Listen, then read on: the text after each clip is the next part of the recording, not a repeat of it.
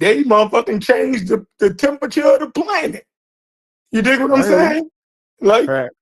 I got you. 700, 800 years before that, it was motherfucking the Greeks and them. I know. Well, it was the Romans, and then 800 years before that, it was the Greeks.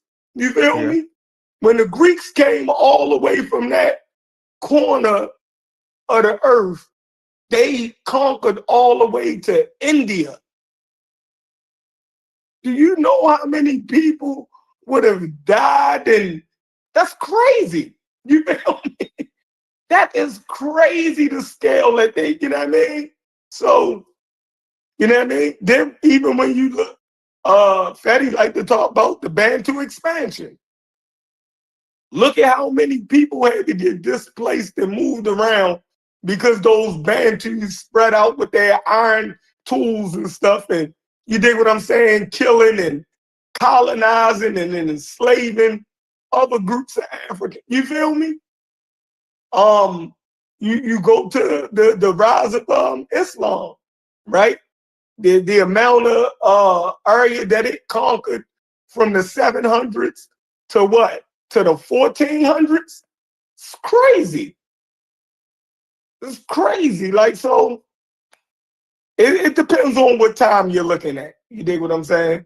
And then we ain't even start talking about East Asia, right? With the Chinese and the stuff that they did in Vietnam and moving down into the Korea and all of those other places. Like, that was a lot of human suffering going on. You dig what I'm saying? So, you know what I mean? And then human beings just get, with technology, you can kill at a larger scale.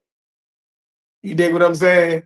So every time we just looking at World War II because a lot of modern technology was available to be able to kill on a larger scale than anybody. You know what I mean? Mobility was changed, right? That's the second war where aerial combat was, you dig what I'm saying? Where you could drop bombs from the sky and stuff like that. They was developing napalm and, you know what I mean? Chemical warfare, like, you know what I mean? Mechanized infantry and things like that where you could kill at a higher scale, right? So I think a lot of that technology has a lot to do with it also. You know what I mean? Why you'll see the scale of death being ramped up in a small amount of time on a larger scale is because of technology, not because one is more brutal than other ages of human beings. Their technology allows them to kill at a far higher clip than, you dig what I'm saying? So that's my spiel.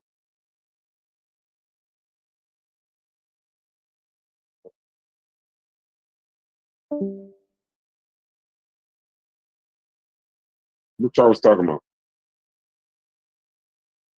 If it was turned around on white people and asked them who would they go back in time and kill, he asked a good question. Would some of them say somebody like Farrakhan or Martin Luther King? You dig what I'm saying? That's crazy. Yeah, That's crazy. I wonder who they would. Who would they kill if it was the same people that we named? No, I'm saying black. Yeah, racist motherfucker probably would say probably go to a MLK Farrakhan or first. somebody. Obama, But MLK. Jeff said we don't MLK even make Obama. we don't even make the scale of, like, if this the thing about it, if they would be killing a black person, it would totally be out of prejudice or racism because we ain't did nothing to them to make a dent for you to be mad at us. You know what I'm saying? Yeah, because they know, like killing MLK to a racist person is like, they don't think, they're like, the civil rights movement was interesting. It makes for good movies and this, that, and the other. But I don't think that even they know, we didn't really give them nothing. You know, Malcolm X was interesting. There's no need to kill him. He was exciting. Farrakhan is exciting because everybody that they thought was a threat is dead. I was just Like about to say that. yeah, everybody that They they did thought get was him out any of there. kind of threat, yeah, anybody that they thought was any kind of threat to They did anything, get out of there. yeah, Period. they got him out of Let's there. just say it. They Yeah, did get they him got out of him there. out of there. So it was like, you know, but even it's all symbolic. You can't get Obama probably because Secret Service. You can't get him. So I'm trying to think, but that's a good question though. What black person in history would it make? Hannibal. Hannibal. Yeah. Hannibal wasn't Yeah. black. Yeah. Oh He was shit! Here we African, go. wasn't he? Now let's go debate it. Wasn't Hannibal African? Nat Turner. Nat Turner. Man, that's an isolated incident in their eyes. And they got him out of there too. That's what I'm saying. Somebody they did. Everybody I'm talking was about talking somebody about they they did. got out of Wait, there. Hannibal, y'all don't educate me. Hannibal wasn't black. No, we going 8 years in the past. Garfield channel. Let's do it. He's North African. He's a Berber. So why isn't he black? Because his skin was pale. Wait, so Hannibal isn't black because he's from North Africa? No, I'm gonna quit trolling. Go ahead and get busy, Chef. I ain't got no energy for that one. It's too much. Hannibal. Well, just give me the simplest version you got. Hannibal was he was of Phoenician extraction, right? They were rulers who came to North Africa by way of Sidon and Tyre, which is in Phoenicia. Like it would be like modern day Lebanon, around that area, right? They created Carthage as a trading post city in North Africa. It was a way for them to kind of dominate trade in the Mediterranean. Although it's in North Africa, it don't mean that the civilization was North African, right? If you look at the ruins of Carthage, it looked very Greekish. You know what I mean? It looked very Roman. You know what I mean? The architecture, the city planning. It even had the amphitheaters of the Romans, and you dig what I'm saying? The Colosseums, it had all of that. You dig what I'm saying? So more than likely, Hannibal was he could have had a North African mother. You dig what I'm saying? Which still wouldn't make him black, because the North Africans in that area was Berbers. You dig what I'm saying? But his family lineage was clearly Phoenician. So he was North African then? Huh? It'd be safe to say he's North African then? Yeah. I mean, you wouldn't be wrong. You dig what I'm saying? You'll be safer saying that than anything else. But that don't make him it wouldn't fall neatly into like black. It'd be better to say Phoenician or North African. Yeah. Now, what do you think? Do white people think Hannibal was black? Like without all the history, like somebody that doesn't know the history, would you say he's been remembered as black or African? Yeah, well, white people do is a crazy thing with their history, right? A way for them to downplay somebody. It sounds crazy. This ain't me, y'all. All right. You know you're about to say something crazy. Yeah. Go ahead. A good way for them to downplay people is to call them black. You dig what I'm saying? So it's the same way how Europeans will disparage Italians and Spanish people, right? And Sicilians by claiming that the Moors was black, right? It's a way for them to say y'all mixed with Negro. You dig what I'm saying? It's a way to say y'all really ain't white, because the Moors conquered y'all, and since the Moors are from Africa, y'all got some Negro blood in y'all. Y'all ain't fully, you dig what and it don't mean that the Moors were actually black. It's a way for Europeans to take digs at each other. You dig what I'm saying? And since we are in their society at the lowest rung, far as wise the racial stock, by saying that other groups of so-called white people, you know, probably are more mongrel and got that Negro blood in them, that mean that they are not pure white like we are. So it's a way, and another way for them to get at Italians and them knowing that Hannibal conquered southern Italy, right? And ravaged their countryside for damn near 10 years, 10, 20 years. You dig what I'm saying? Him and his North African army, right, is a way to say that y'all was mixed with Negroes, but it don't, like history don't bear out that Hannibal or the Moors were actually Negroes. And that's why I was saying Europeans or whites, I think they would, because that stain that you was just talking about how the story goes, Hannibal, you know, he made sure he literally wanted to shift their bloodline. So that's how you get Italians that's damn near dark skinned. So, you know, there's certain things I think that they would remove in history. Nat Turner would probably be, I don't know, bro. I look at it as far as technology, right? I think a lot of people get that part. Like I look at technology, I say if black people were so-called Negroes, were seafaring people, right? Then a lot of these stories about the Moors and Hannibal and them would be more plausible, right?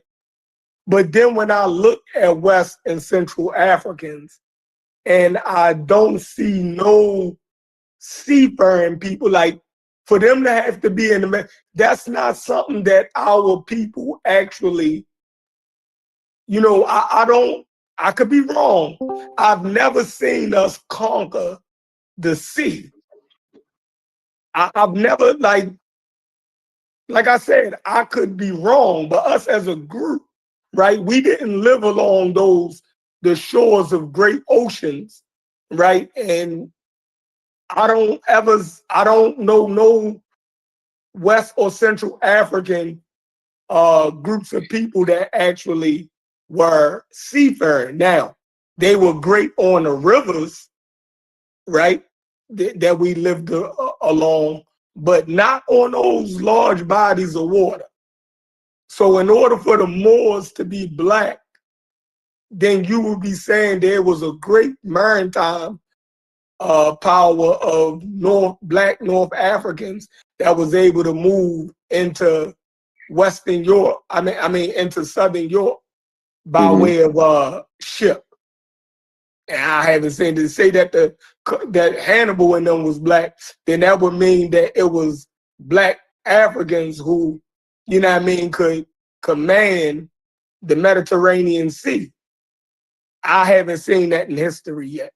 So that y'all can call me racist again, but I don't even know how that would be racist. How would that? I haven't seen that.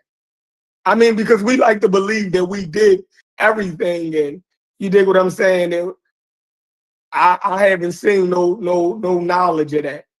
You know what I mean? Could you have black people that participated? Yeah.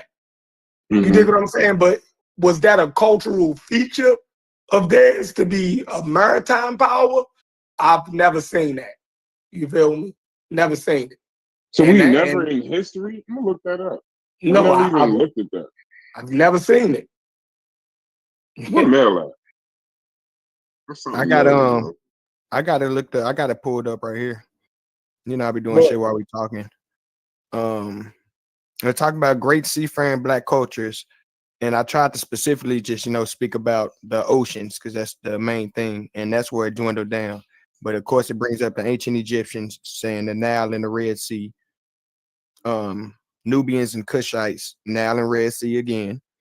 Carthaginians and Phoenicians, North Africa. So that's dealing with the Mediterranean. They say the Swahili coast of East Africa. They say they built dhows with large sailboats. And then West African seafarers, the Mali Empire legends. And Malagasy and East African navigators. They're the only ones they pulled up. It say Hannibal's father too. Did you get that on yours? I have Hannibal's father right here. I actually have his whole family tree. Hamilcar Barca. Yeah. So he commanded fleets. They said the Romans only beat them after building a navy of their own. So it says Carthage, the North African superpower, ruling from Spain to Sicily, and they had the greatest naval power in the Western Mediterranean. Yeah, that's what I'm saying. Speaking Mediterranean. Yeah. So what is your conclusion? What just happened? I don't have a conclusion. You said something I didn't know, so I just looked it up to see if we ever were a maritime power, and it showed a few. You went back to Hannibal. I already said Hannibal wasn't black. No. I ain't talking about black. I'm trying to learn something. I will agree with your point. I don't see no what's the word? I don't see anything in here. Well, I don't even know if it would be. Y'all black is weirder than mine. Well, no, not weirder. My black is weirder than y'all's. Y'all's is more of an educated geographical thing. I look at Hannibal as black, maybe incorrectly, but now that I look it up, I would agree North African. It's very difficult for me to say Africans weren't black in an uneducated way, you know. But if he wasn't black, you know, okay. If that's what y'all want to run with, he wasn't black. Because based on the actual, not science, but based on the actual, what do they call the science of race? Based on the whatever, not demographic of people, whatever it is, if y'all say he's not black, if you can look it up and then say it's North African or Phoenician, I have an argument. Hey, Brass, what do you define as black as it relates to the continent? I just want to take credit for all of it. So you're supposed to say SS. You're supposed to say SS. What's that? Sub. I don't. Yeah. That's y'all. That's y'all with that bullshit. I don't do that. That shit I don't funny. do it. I don't do it. I don't do it. I guess you know what's funny. Outside of these conversations, I'm assuming that's Fairmont. That's what it sounded like. Outside of these conversations, before I met y'all, black was a lot easier, bro. That's something to say. And I think y'all been in these conversations so long. I'm probably gonna make my words clear. I think y'all been in these conversations so long that to a layman, Hannibal isn't black. Y'all really think. Because y'all immediately jumped on that when I said it. But I would think that how can I put it? I would think that Hannibal, most people think Hannibal's black without the research, without the education. They just classify him as black. That's just me. That's the what's his face, Brass. But that's why that's the hidden colors. That's why I didn't watch it. That spread on there. That was one of the highlights that they put. You know, Hannibal was black, Mansa Musa traveled before Columbus, that whole thing. They highlighted all that. So I'll just speak about me, and I know a couple other people had the same sentiment. When people do come with that type of information, to us who've been in the community who already knew that, probably because we encountered it as a youth or we read different books at a younger age, we understand the nuance to it. We understand the simple level that people have of it. Then we understand the true layers of it. So that's why to the layman, they would just say, yeah, Hannibal is black because they heard it spread around every barbershop in damn United States. Right. But to somebody who actually knows the conversation, they can talk about it like, he was Phoenician. You understand Phoenician and whips this colony and his dad led this from this. You can add more information to it. Yeah, often the same people that consider Hannibal to be black, they don't look at the modern Egyptians as African. I'm saying you jumped into a whole nother fire. Let's go, man. Wait, you see, I wasn't trying to jump into another fire. I was pointing to Brass's point. Because I agree. There was a certain point where I just would have considered folks that are African to be black. Facts. Egyptians is black. But when you point me to like the modern Egyptians, even the Moroccans, I probably wouldn't consider them to be black or even African. Mm-hmm. So it goes back to perception and education and that kind of thing. So nah, but Egyptians were black. I just listened to y'all when y'all talk, but Egyptians was definitely black too. Before I met y'all niggas.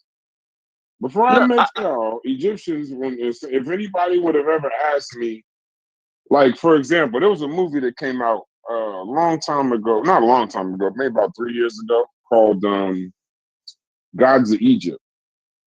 Yeah. And great movie, great special effects. The only effect that to me, is I was like, who is all these white people?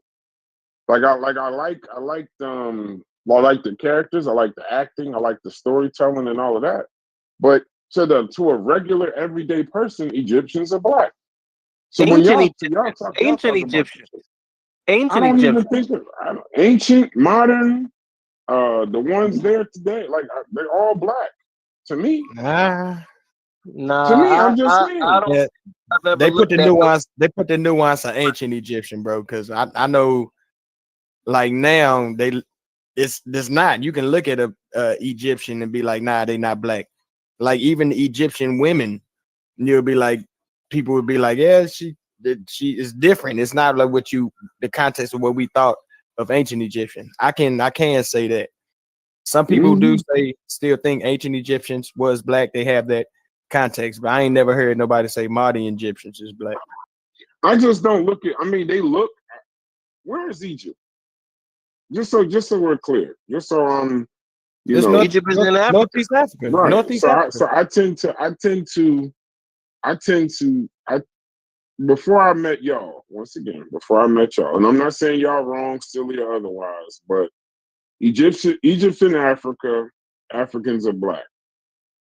So I don't go much further than that. Y'all have the ability to do the Mediterranean and then the Phoenician and all of that stuff. I just keep it simple so as not to argue. A lot of the wall paintings and stuff like that is dark skin tones and shit like that. So I just go that way. I hope I'm not, I know I'm not correct now that I met y'all, right? But I know Egypt is in Africa and Africans are black. That makes Egyptians black, ancient, modern, or otherwise. That's for me. Now y'all could fight it out, but I don't think y'all. What's the word? Y'all can fight it out, but shit. I mean, based on Smash and all the other people having these conversations, apparently they even with education, it don't make it no clearer. Because there's some educated niggas on one side saying saying Egyptians is black, and there's some people saying they ain't.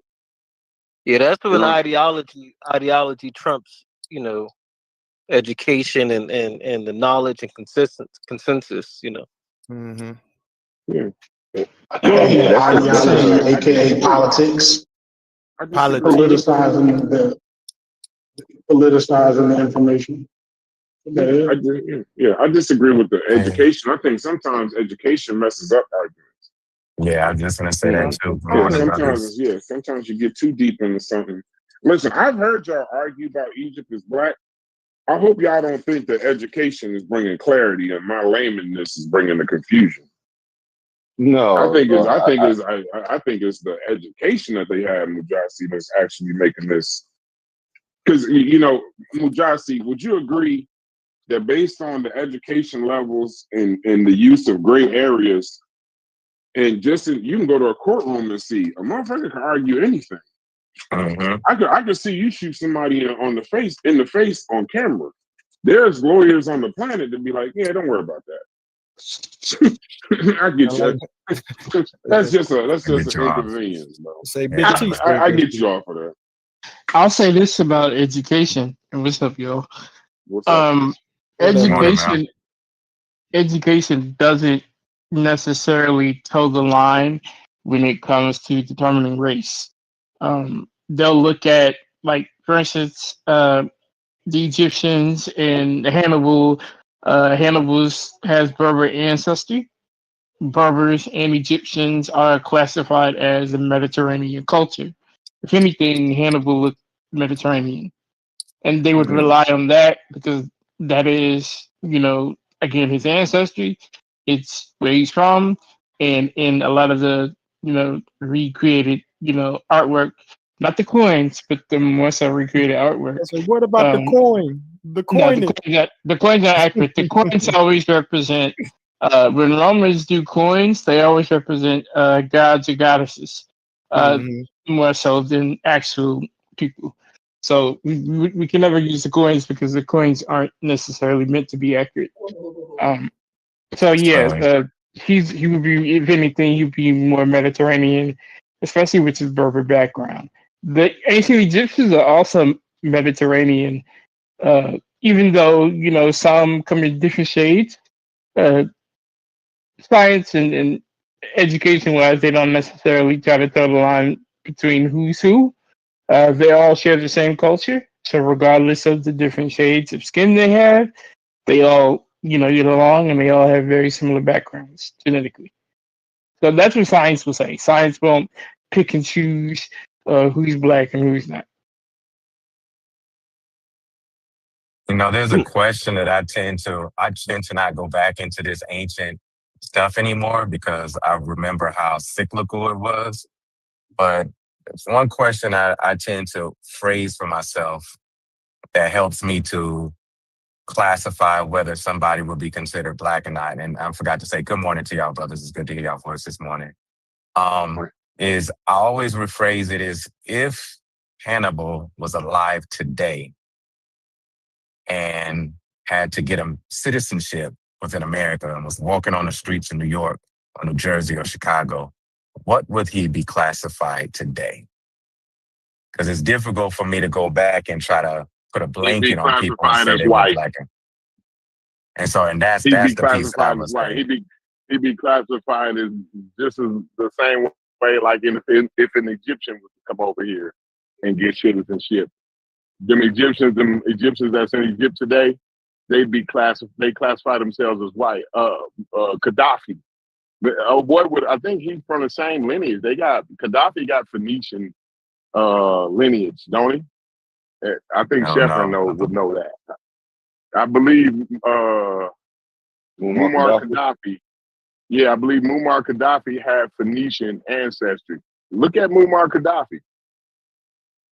You know what I mean? Like, I would say he was black. The little bit that I've read on Hannibal, and I did very small little bit because it was like I was like under the same impression that everybody else believed. Like somebody told me Hannibal was black, and I'm like, yeah, that was a black man that conquers man. I was excited, but I looked at some primary sources. That. I was hurt when I did when we did the whole research thing on that a few years back. I was hurt by finding out the information, but I had to accept primary sources. It. Well, that's where I'm a little mixed at because I had read behind. I'm sorry, I'm driving right now. I'm trying to dodge some of these crazy white folks.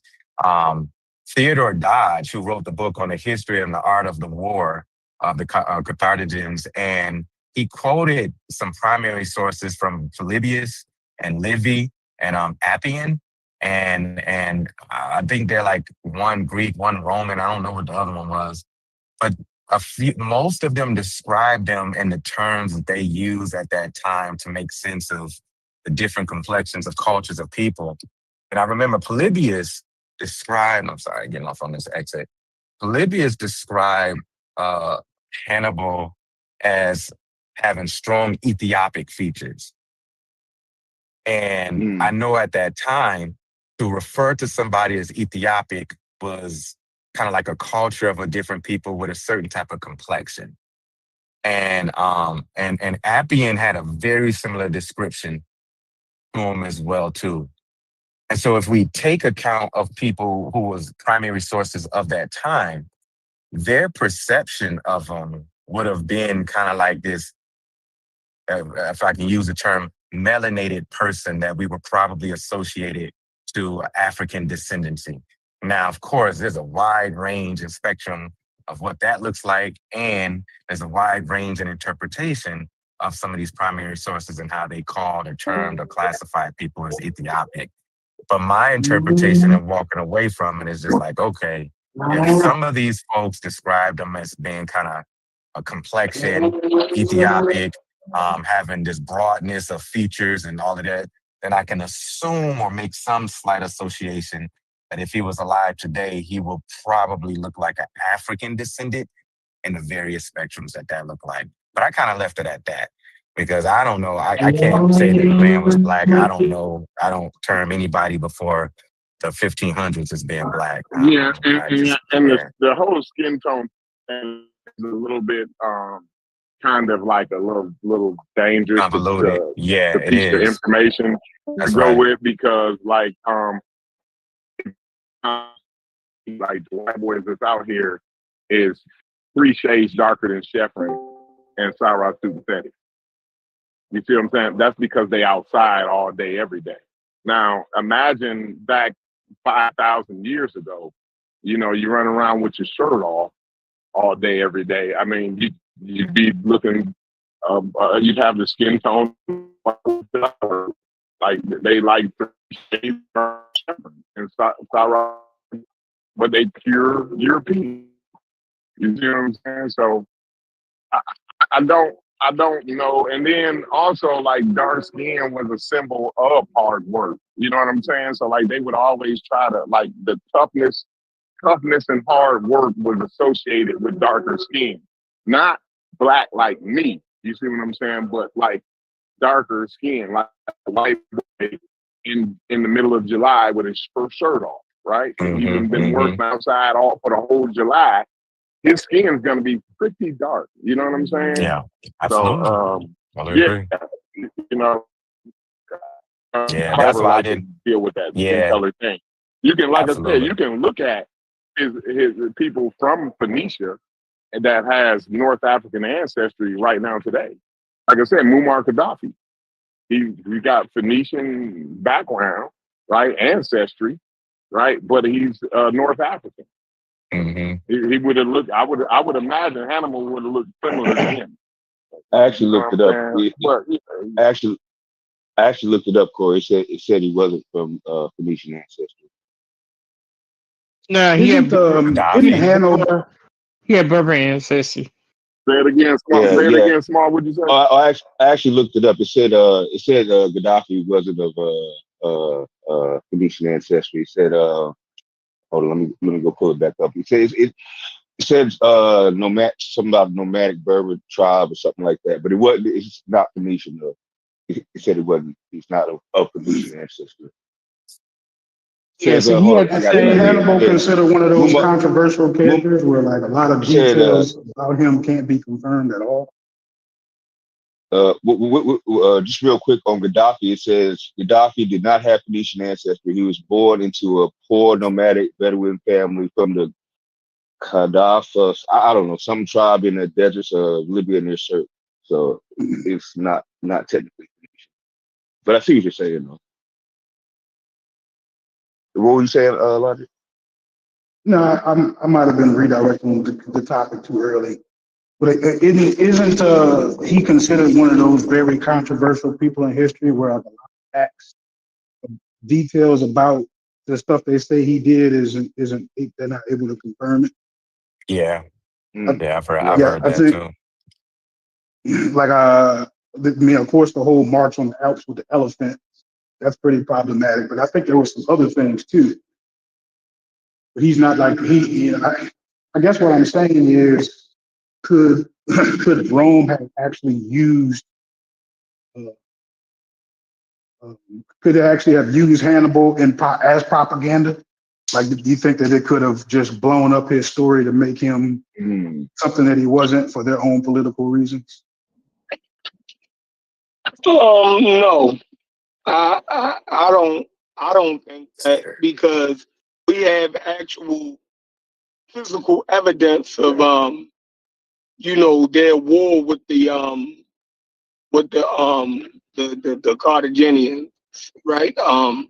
They actually destroyed the city of Carthage. When Hannibal, they is actually places in Italy actually named after certain things where Hannibal actually lived at, right? Because he actually was there for a couple decades, warring on their countryside. You dig what I'm saying? So there's physical evidence that he was there and he was a thorn in their side. It was very. Oh, so You dig what I'm saying? that he actually made it to Europe in some capacity or another. No, yeah, he was in Italy, like he was running around that bitch, fucking shit up.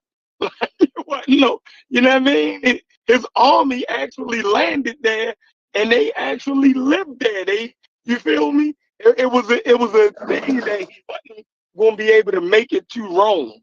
They didn't think that his army was going to be able to make it to Rome, but the other cities and towns felt his wrath. You dig what I'm saying? Like, he was getting busy. You know what I mean? Right. He was getting busy.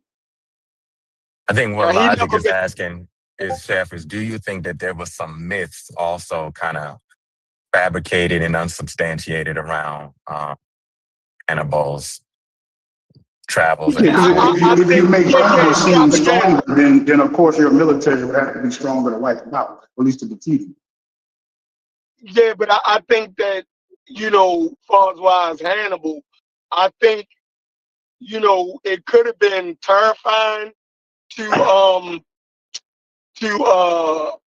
the Romans, because they kind of felt invincible, and knowing that you had another army that's in your backyard moving closer to the city of Rome.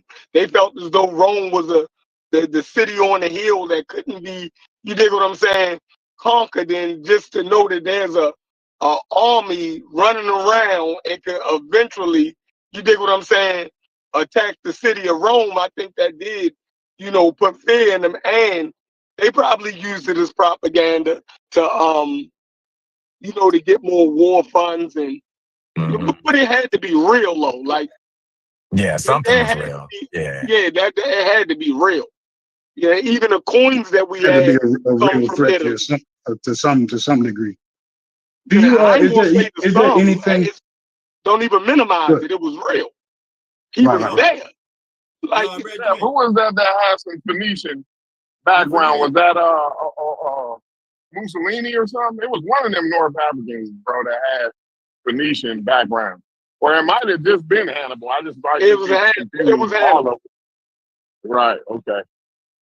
I thought it was a more modern one, like Mussolini or Gaddafi, that had the Phoenician ancestry or some shit like that, though. But yeah, I'm probably confusing that. But go ahead, y'all. Go ahead, my bad.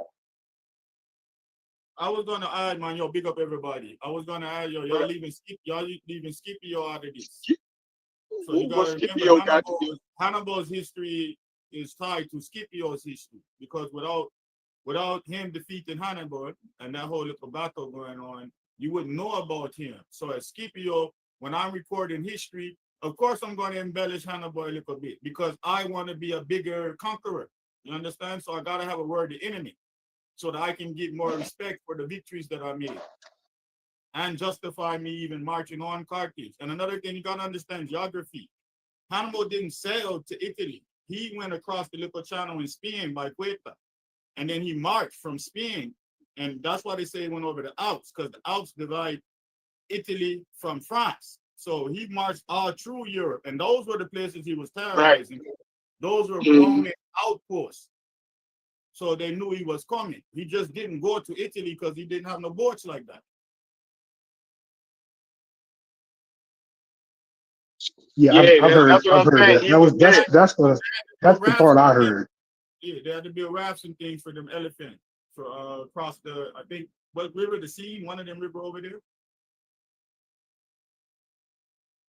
Too low. Yeah, Walter Williams was the first person I heard to kind of dispute it. And even though I don't give Walter Williams a whole lot of credit, it did kind of make a lot of sense. And I kind of looked into it, and I don't know if he was the first person to disagree with the elephants, but apparently that might have been the talking point other people had too. Well, supposedly they got the evidence of the trees being cut and how he built the rafts and all of that. Some scientific, they went back and they could tell that this happened. The forest was had to redevelop because he cut down some of the trees. Do you think there could be anything to that? Like, do you think that there could be like, they say that about Plato too. They say that Plato is somebody that they just embellished on and basically kind of made up somebody to give themselves some kind of moral momentum going way back then. You think there's any truth to that kind of shit?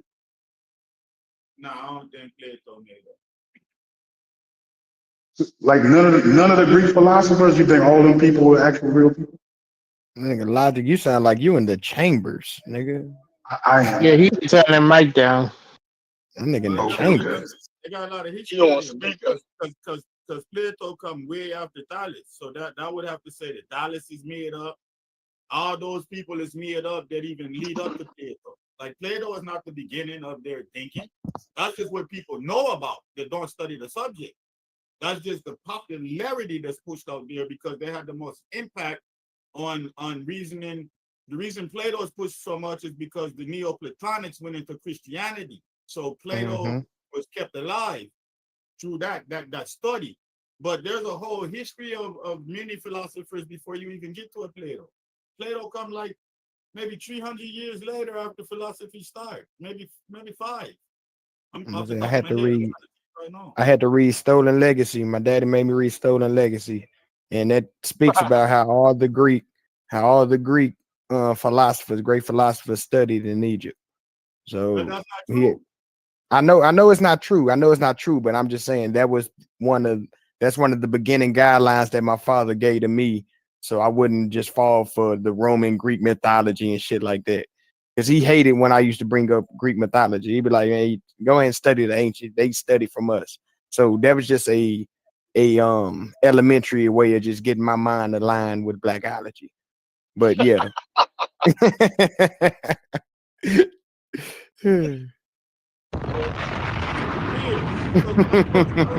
Nobody told me Stolen Legacy, nigga. Nobody told me Hannibal was black except for black people. When I studied it, just general study, they never said. They said he was from North Africa. He was a card. Yeah. No, that's only you. black people said he was black. I've never read that in my life. I ain't gonna lie. Well, it wasn't with me. It just seemed like the black people who did go into it did a little bit more research. It's like the person who controls the Burla ink controls the history. So if you just want to put he North African and don't want to highlight that he might have been actually darker than his fellow compadres around him, then they're not going to put that. They're just going to put the bare minimum. It seems like us, of course, we just took a little bit more research and dove into it, and it covered more information. That's how I took it. I just didn't take it as only black people said it. No, it seems like the more research people who got into it said it, and then it spread amongst the masses. To me, that's my viewpoint. That's more black people going into the Levant and claiming the Phoenicians were black, and then the Phoenicians are the people that started Carthage, so they were black Rome, and they were sent over there to start the Carthaginian civilization. That's where that's coming in at, and that's more. I hear you. That's wrong. Those just darker people of the Levant, because I study things like I always bring this person up. That guy Richard Burton is very important in history because he's the one that first went to the interior of Africa. He found the route that opened up Africa. He's a white man from Britain. he got a commission to go to India, and he went pure native. He learned Hindi. He learned the dialect of Hindi. He joined the Nagas. He practiced Kama Sutra, all of that. Then he learned Arabic, and he became so dark skinned that the people that didn't know who he was thought he was just one of them. And so he could move around. He moved all into Ethiopia, all into East Africa, all into Central Africa, walking around, making maps, taking notes, picking up dialects, basically infiltrating. When he went back to Europe, they thought he was a native. They thought he was a native because he had got so dark. So this thing about color, you can see it in modern times where you can see a pure white person get confused for one of them North Africans for being out there so long in the sun. So when you start doing that, to my mind, I'm like, nah, them just some tan white folks. So I got some pushback. So check it out. It wasn't black people who first intimated that Hannibal was black or Negro, right? It's white people. And how do we know this? Is because you can pick up J.A. Rogers' World Great Men of Color, and all of his shit is sourced from white people. You dig what I'm saying? Books that came out in the early in the early 1900s and the 1800s, right? Histories of Europe, right? So when I get home, I'm gonna crack open World's Great Men of Color, and just under the Hannibal section, we're just gonna look at his sources and see which one of those sources is from a black person. It was none of them. You dig what I'm saying? So, you know, like I said, whether that stuff.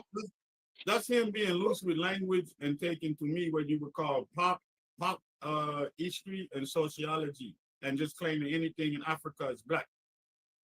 Because he did. No. I'm saying that his sources was even his sources. Yeah, but those were white sources who was claiming Ethiopic lineage of Hannibal, explaining how certain tribes, what was it? Libya, they was claiming that his father, the sources was claiming that his father was from, had lineage in certain Berber tribes that were more Negroid. You dig what I'm saying? And phenotype. What the fuck is that tribe called? Is it it start with a G?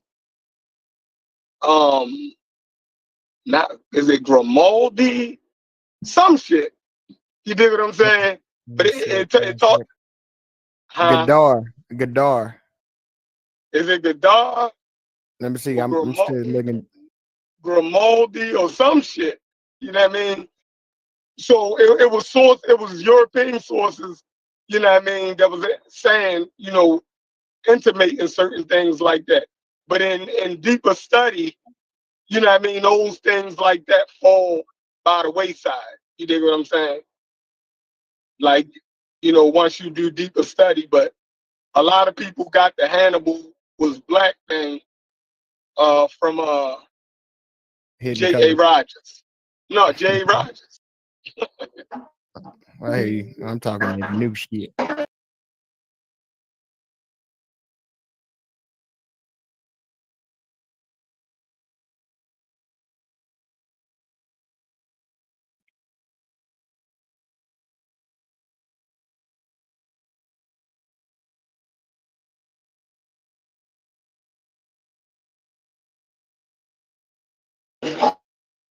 I think it's in the legacy of trying to show that Africa did great things. And that was all in the area where people was trying to say nothing came out of Africa. So now everything that they could find about Africa was being highlighted. And they was putting black on it to give black people some type of historical credit. And I think that's right, which is why I say that's politics. That's not history. That's politics. Me. Yeah, that's a pop. like a modern, like I don't want to say modern, but a popular version for whatever political purposes they had at the time. But it's not real, true history.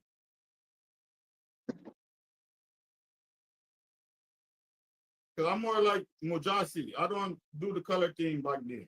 Like there's certain geographical areas where you know these people is this certain color, but once they start moving into certain the major cosmopolitan areas, it's different. They're more cultural, like they're more Carthaginian than they are black.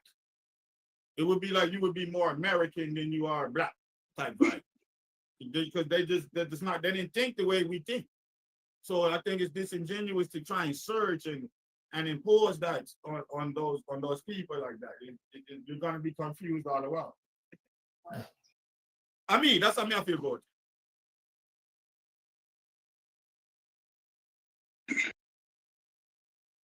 No, that's good. I like where you landed, right? So I'm gonna redirect it. This gonna be all the way off topic, but I'm gonna ask it anyway. Do y'all think world peace is a real thing based on how humans be interacting with each other? I think no. I don't actually ever see that happening. And I can go with because, right, just like we've been having conversations about the social hierarchies and how they are formed and what they actually, what role they be playing in society. I don't think that you'll ever get to a point where humans can completely shake that off, whether you got policy behind it or, people just not enacting on the policy. I don't think world peace. I think world peace is completely idealistic. What y'all think?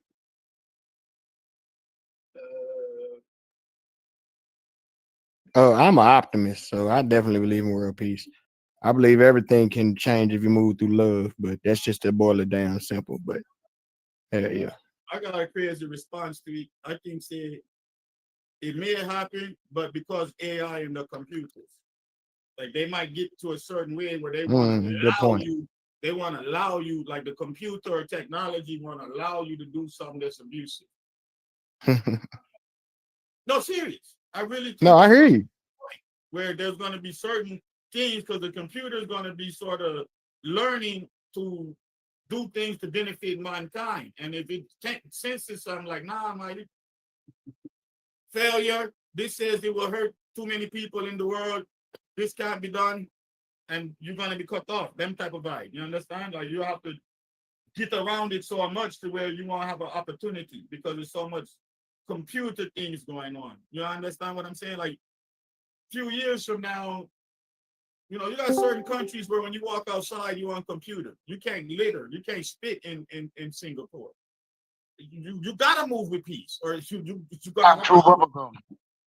You can't chew bubble gum.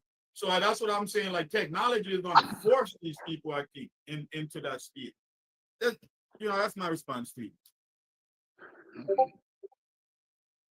Yeah, I'm gonna go back real quick. We have to be mindful when we use the term black that its origins are here. We have to understand that, blackness is something that was codified and institutionalized here, socially, legally, and politically. So we got to make sure we acknowledge that so that we don't try to paint the world or paint others under the lens of blackness when it doesn't apply because it didn't originate in other places. Mel, that is it. That is it right there, Mel. That's the reason why I don't go back and apply and blanket that in history, because you don't see too much of the term black or even the kind of the idea of it being implicated to people's identities before the early 1800s, sometimes before the late 1700s. And so, and like you said, it didn't legally become codified until the mid 19th century. And so anything that we try to associate or connote as black is kind of inappropriate beyond the early 1800s, late 1700s. So it's difficult to use black as an identity moniker for anybody beyond that point. I disagree. I I disagree vehemently with that, and I have an example. One Yes, of sir. one of Jamaica's first brightest college student, a black man, 1730s. When was it? Early comment during the 1700s. I think it's 1730. He was referred to as black. I've used this already in a discussion with Unc. Yeah.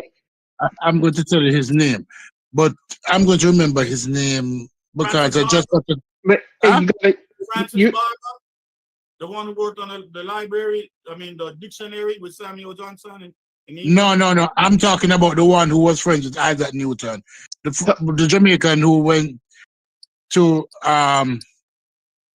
he studied in London. He was a slave. He was you referred. you What are I know correct. about is Francis Barber. You He was are died and he went to work on the first dictionary with Samuel Johnson. He helped put the dictionary together. Right? Oh, I describe black. I don't know if other people do it. I said it the other day on a panel here. That so you are. I do want to say this. You are correct. Actually, it starts in the 1600s.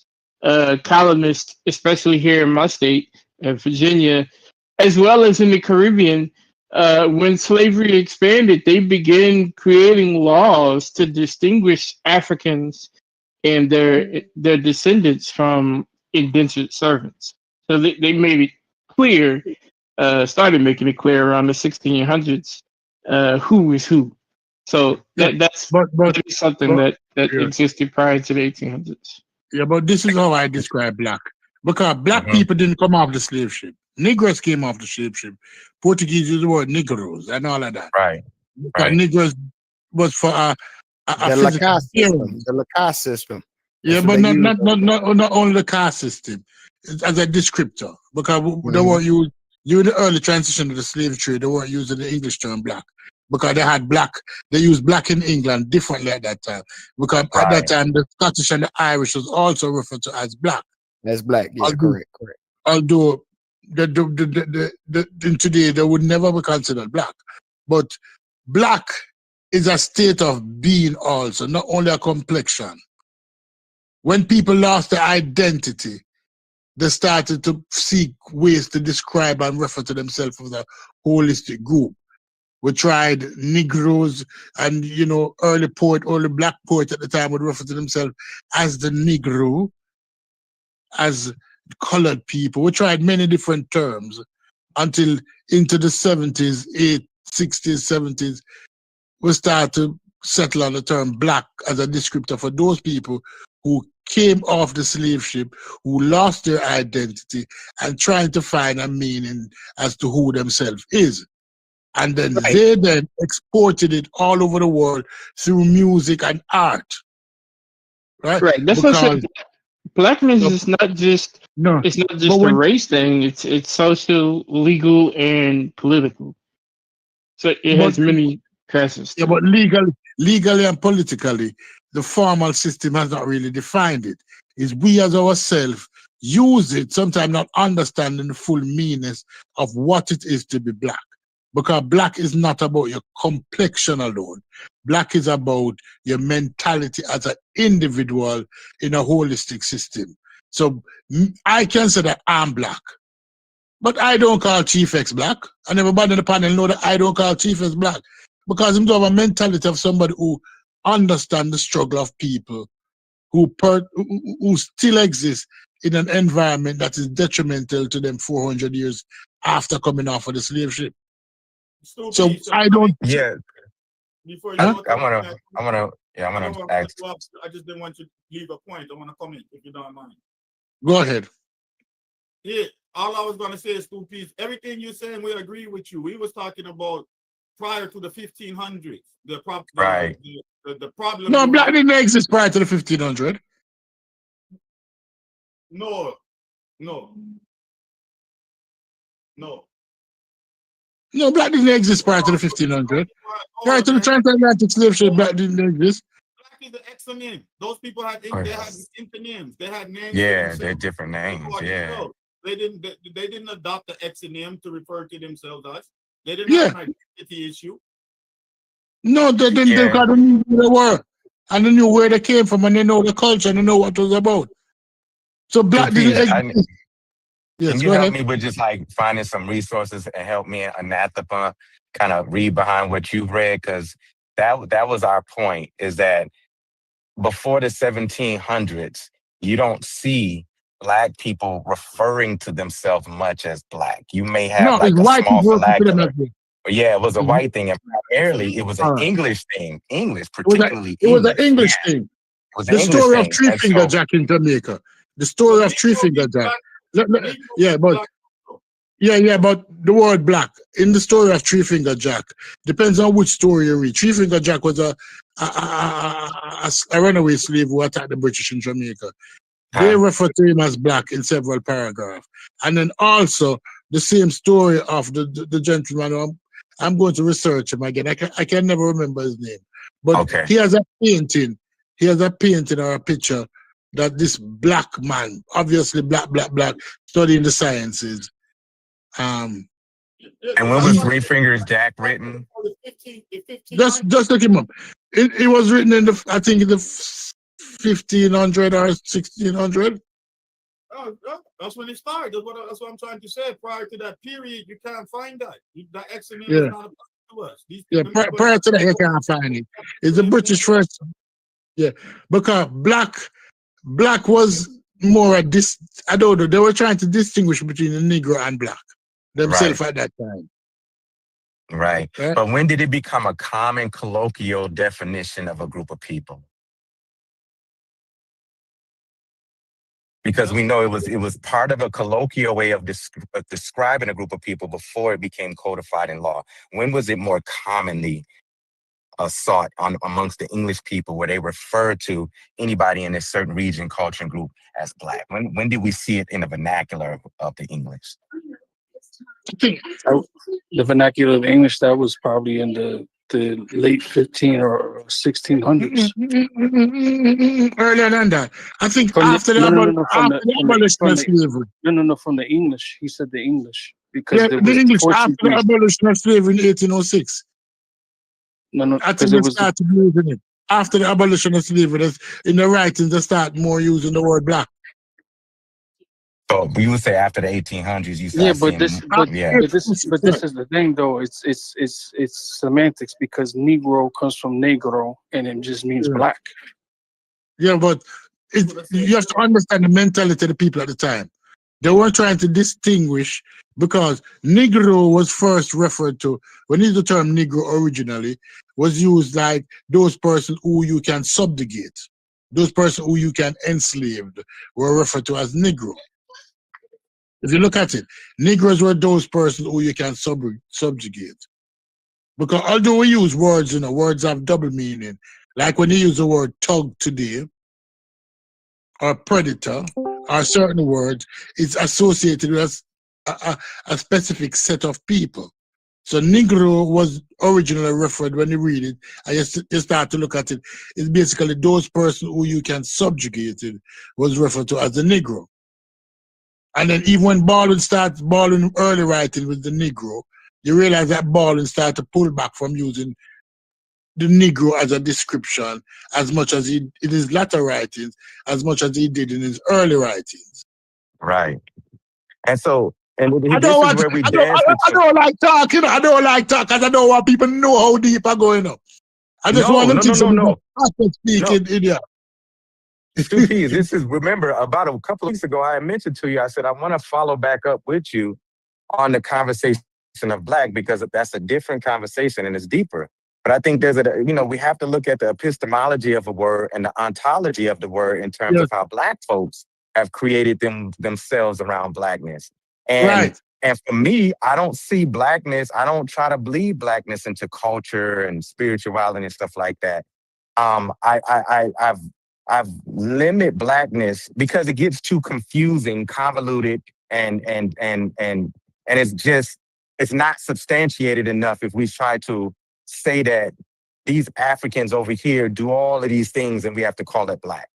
And so what's more concrete and much more evident is that when we look at how Black has been codified from a legal and a political position, and how Black folks had to array how they see themselves in the spectrum of the British colonies, and even if you want to go into the Spanish and the Portuguese and that whole idea of being a Negro, that's when it became an ontological way of how we understood ourselves. That's when Blackness became a political and somewhat of a social or legal identity and classification. And so it's at that point that I weaponize and use Blackness from that position. Anything before that, it's difficult for me to say like, well, this person was referred to by the English in 1731 as Black. And did the African view themselves as Black? Right. The British may have viewed them. Go ahead. Yeah, but because we don't have all of that writing, sometimes that leaves us a problem. But what I use is what I use today to evaluate the situation. Because like when James Brown was using Blackness, at that height, James Brown gave Blackness and the descriptor of Blackness its ultimate power. I'm black and I'm beautiful. Say it loud. I'm black and I'm proud. Soon after, you realize that Blackness and the descriptor Blackness, because of the power that it had, was beginning to get corrupted, and then now was beginning to be replaced by the term African American. We were at our most powerful when we saw ourselves as Black, but then that was corrupted. It was corrupted, so now Black now was corrupted through other means. I'm not going to go down that line. Other people can describe. But you realize that we tend to step away from Blackness because how we describe ourselves as Black was our own creation. It was not given to us by, people might have called us that, but they didn't call us continually for it to take set. Because although they was calling us Black, they were still thinking of us as Negroes, as a population that can be suppressed. But we consider ourselves as Black, a population of our own creation, especially in the 50s, 60s, and 70s. And then all of a sudden now, being Black wasn't being cool. It was now being a part of a bigger system, African Americanness. When the African was never Black, and the Americans, the original Americans, did not invite Blackness into themselves. So therefore, they're asking you when you call yourself African American and not Black, is to remove that part of yourself that is of your own creation. But nobody don't think about it like that. Well, I agree with I agree with you. No, I totally agree. I just think there's a piece in this where this is why I love having this conversation. And thank you for doing this with me, Stupiz. We can't, Black folks, by the time we got to the cultural affirmation that we saw an expression of James Brown with Black and I'm Proud, because he popularized it. He popularized a new position that was already kind of gaining grounds amongst organizers and different people. But we can't talk about our ontological development of Blackness within ourselves without looking at it as a resisting form against whiteness. Because what was imposed upon us was that you were colored and this is white. You're Negro and this is white. And so our embrace of Blackness was antithetical to the system of whiteness that was imposing and oppressing us. And so somebody drop a bomb. Somebody drop a bomb. A bomb after drop. No, because that's what people don't understand. That's right. That's what people don't understand. Yeah. It's so easy to get enraged as a person when you realize how we have been manipulated and what we decide who we are has been taken us away from us. 1989, the year another summer, sound of the funky drummer. We was trying to embrace our Blackness, but what happened soon after? Jerry curl, black suits, fuck the police coming straight from the underground. Our Blackness has always been attacked. Yeah. Culturally, socially, financially. It has always been under attack. And when you start to read and look and gather more books and go back and you say, Jesus, this is a systematic plan. Because as soon as we gain an identity that we were comfortable with and that was promoting us, that we walked with our heads high and with a feeling of grace it was attacked. Mm-hmm. It was attacked and dismantled. And dismantled. No, black is only minimized to your race and not to what your culture is. Not what your culture or your politics is. Or your politics is. Yep. And I got into a debate with somebody last year because I told them like I don't believe Barack Obama was black. And they had a hard time with me. They fought me. They ended. Culturally, he's not black. Culturally and politically, he's not black. Politically, he's not black. I compared he has him never grown up black. Remember, Obama lived in Hawaii. He lived in Thailand. He came to America as a college student. Obama have known nothing about the black experience. He was protected by his mother's whiteness. That's right. And he know nothing about the poor experience either. That's right. He was a middle class. This is a middle class mixed dude. And there's not mixed by saying mixed because that's what he actually was. He was not black. Michelle gave him his blackness. Come on. Through association. I compared him to Frances Martinez. Is that her name? She was the vice president of Colombia. Marquez, Frances Marquez. And I talked about some of her early organizing days, her political views, her advocacy for the Afro-Colombians, and I said she politically is black. She's more blacker than Barack Obama will ever be because her socio-political disposition and why she moved in the way she did anchors her in her blackness. Okay? Because it's a certain outlook. It's how you see yourself in disposition to white imperialism. I said Barack Obama don't have that socio-political outview. So he's not black. He's an African descendant. I'm not going to take that away from him. Can't take that from him. Black. Let me say this and finish. Let me just say this and finish. Because, as I said earlier, black has now become minimized to complexion. And that's a danger. Yes. Come on, Stupid. Go ahead, brother. Yeah. So you would say black is the state of mind.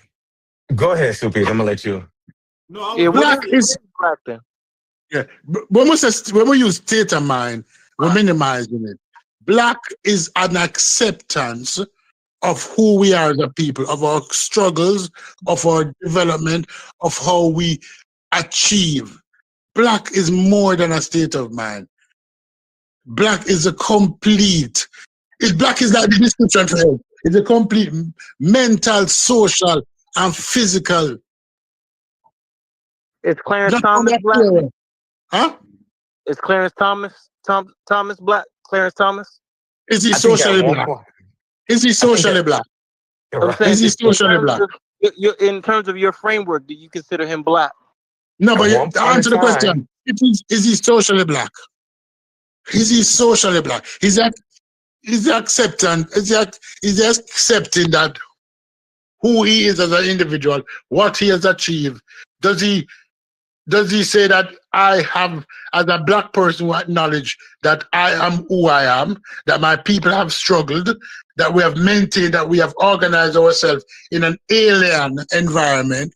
Because let's be truthful, America was an alien environment to those persons who came off the ship and adapted to it. Yep. And gave ourselves an identity. So if you don't accept it, I can't call you black. Just like I don't call Chief X black. Clarence Thomas is an American. He's an American. I would say Clarence Thomas at one point in time identified in his blackness when he associated. I feel like somebody told me, I think I read that he was part of the Black Panther Party or had associated with something with the Panthers. There was a point in time where he identified himself as a black man. He has Gullah Geechee ancestry like I do. And there was a piece of him where his inherited experience helped him to identify with a socio-political framework of blackness. And then something happened in his transgressions and his politics where, like Stu P says, he moved to identifying more politically as an American, and he discarded and shedded his blackness. But do Again, you I think he had identify? a Melvin as a daddy. I think that's what it was. Like I remember something about his daddy, right? Uh-huh. What was about it that I don't know. I'm not sure. I can't remember. Go. That nigga was his daddy. You know what I'm saying? Gotcha. You know, this picture Melvin from Baby Boy. You know what I'm saying? Oh, So gotcha. you know, you got one of them niggas. You know what I'm saying? Keeping his foot knee deep in your ass all the time, right?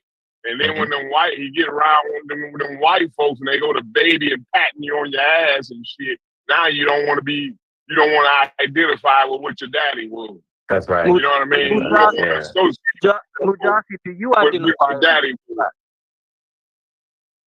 Yeah, Do I'm you sorry. identify as black? Oh, Mujashi? hell yeah. Oh, yeah. Yeah. Okay. Oh, hell So yeah. you and Stu P's different in that regard.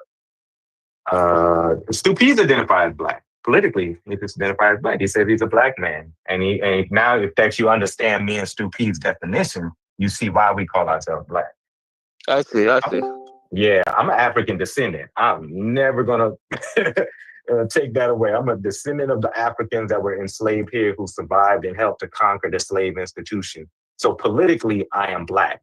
Now, there's a lot of people who can say that they're African descendants and come from that same lineage and experience, but they don't identify as black. They're not black to me. And some of them will say I'm not black. Some of them will say I'm a Christian before they say anything associated to their black.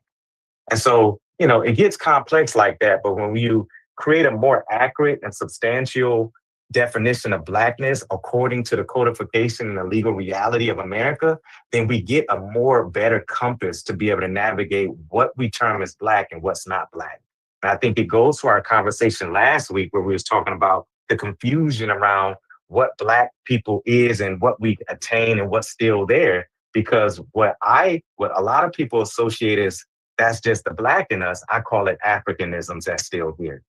And so what I call blackness is my socio-political views. My Africanisms is kind of the same things that I reformulated here and held on from my people's experience and heritage. I hope that answers your question, my brother. No. The dangerous question to ask is, can you be black and American at the same time? Oh, plead the fifth.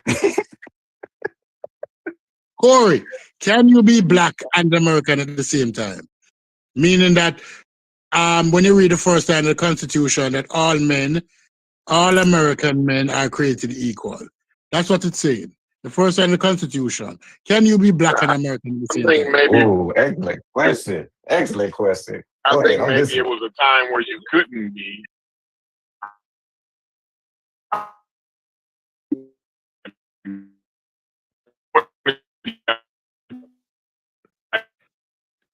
I'm so sorry that you're chopping up. Yeah, Corey, you're breaking up. Yeah. Corey, please say that one more time, my brother. Yeah, you're back up now. Yeah, say it again. Yeah. Can I? Oh, you can hear me now? So yes, sir. I think there was a time where you couldn't be black in America, but I think today in 2025, I'm able to be black in America. I don't believe maybe my grandfather would be black in America, if that makes sense to y'all. Yeah. Oh, so you're saying in 2025, you can both be black and an American at the same time. That being an American will not result in you losing your blackness. That you can become a part of a amalgamated society where your political beliefs as black does not affect your Americanness. Is that what I'm getting from you? No, because I think America is a multicultural society. So black is a part of what makes America today, right? Our culture, everything about black is a part of what makes America today. You know what I'm saying? Now, like I said, maybe some time where that wasn't achieved, but today, yeah, blackness is everywhere. Everywhere I look, you see blackness. So based on what you're saying, and I don't want to run away, and I don't want to misinterpret you. Are you saying that America is a multicultural society, although it don't show respect for all cultures equally. Right. But the thing is, like today, we got the ability to make America accept whatever we dish out. You know what I'm saying?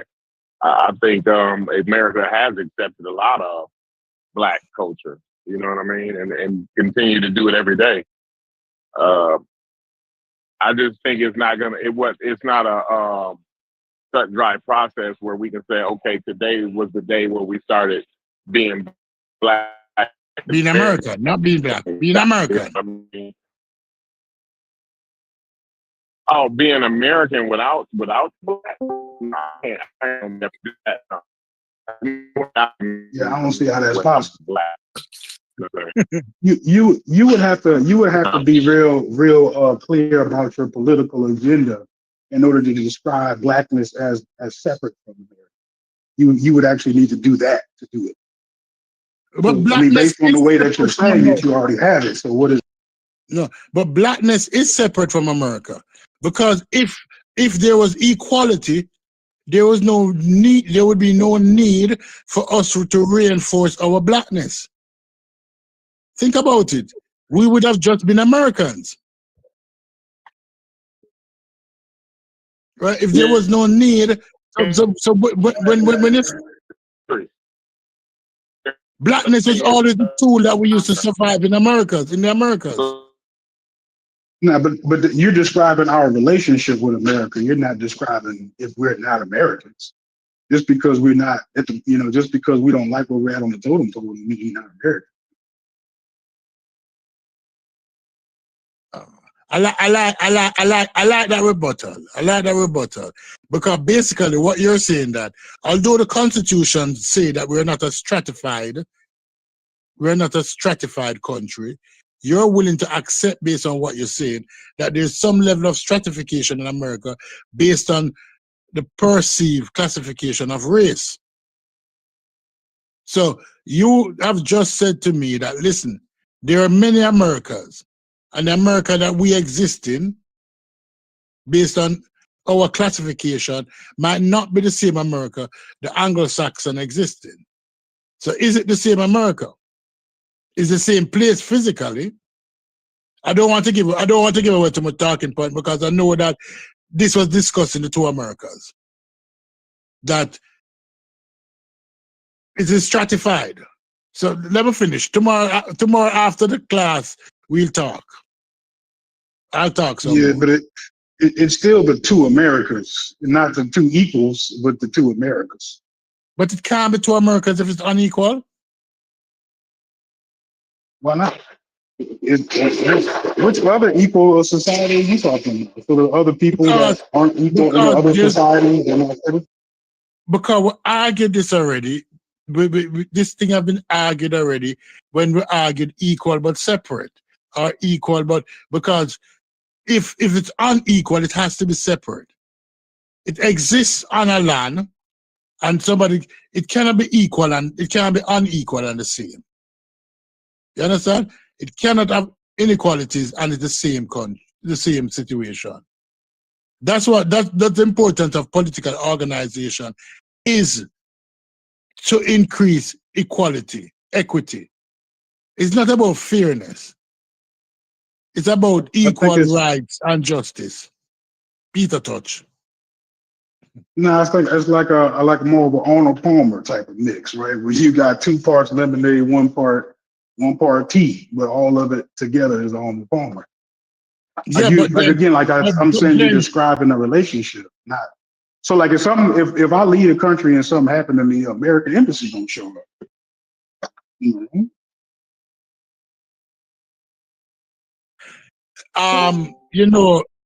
Patrice O'Neal have a joke about the white baby on the keychain. And he made reference to this. A little white girl was lost on our boat, and they spent millions of dollars to look for that little white girl. She was out rowing and her mast broke and something wrong with her. Something wrong with our boat. But they spent millions of dollars to look for her.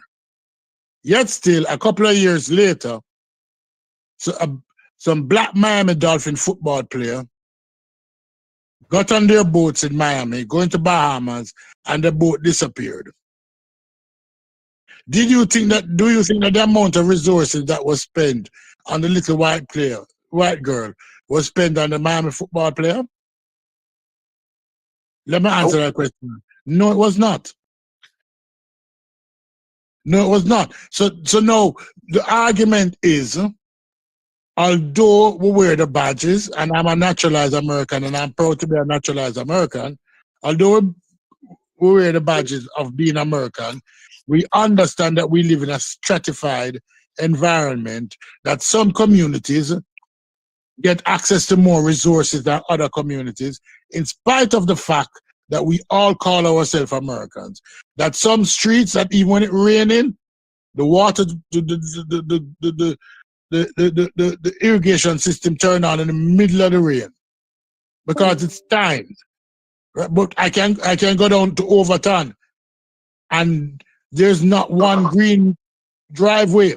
But where I live in Whiteland, the grass is manicured, well cut, it's maintained constantly.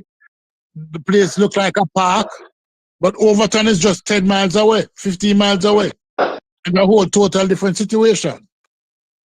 So, and they call themselves Americans also. I mean, and come back to what I said earlier, that we you're lost making our a good point. You're making a good point about they would spend more money for the other child, but I mean, would another country spend as much as the U.S. would? Right? Like, so if we I'm trying to distinguish, the two conversations about describing how unequal it is, but in which country actually do we get support from? Yeah, but we're making the mistake of comparing. We're not in another country. And that's what they use all the time to tell people that, listen, you're poor here, but you're far richer than the poorest Negro in Ethiopia. But you're still poor. Is it something to be celebrated that I am richer than every other poor person in the world? Because that's what many argument people reach at. Oh, you don't have it that bad. Don't worry about it. Imagine you could have been living in Cambodia. You could have been living in the Congo. You could have been living somewhere else, but you're living in the great states of the United. Don't mind that you're poor. It's that you're not as poor as. So now you get blindsided by the fact that your success that you think is better than the success of other poor people, but you're still poor when you compare it to where it is. I'm not comparing apples to oranges. I'm comparing apples to apples. And in this apple cart, we are at the bottom of the barrel. Not although our barrel is elevated 10 stories above other people's barrels, I'm not in their barrels. I'm not an orange. I'm an apple. No, that's why I feel like when I look at a bigger picture, where it stops making sense to me, right? Maybe I'm not saying what you're saying doesn't make sense in America, but like if I look at other minority groups, right, people that are also under the thumb of the dominant, the people in power over them, right? So does that mean everybody who's not at the top is like not a citizen across the world? You know what I'm saying? Like I can't. But I mean, that's how you're describing our situation. So since it's not equal, that would make us not citizens. Yeah, that's a good point. All right, that because what you're doing is that you're not. If you're going to compare, and we're going to compare, why not compare America, first world country, to other first world countries? Example, the Scandinavian countries. Why we don't use that comparison? And so let's compare America. Although the Scandinavian countries have poor people, are their level of poor as affected as our level of poor? Why not use that example? Why use examples of comparing a first world country to a third world country? Let's compare. I actually didn't say a specific country. I didn't say a specific country. Are poor Brits actual Brits? Or are you saying that because they're poor, they lose their nationality? No, I'm saying that although they're poor, their standard of living, the facilities that are available to them, shows that the country consider them as citizens. Shows that the country consider their well-being. The Scandinavian country show that the country the makes social an safety attempt. net is there for them. Yes, so it shows that they are not considered less than.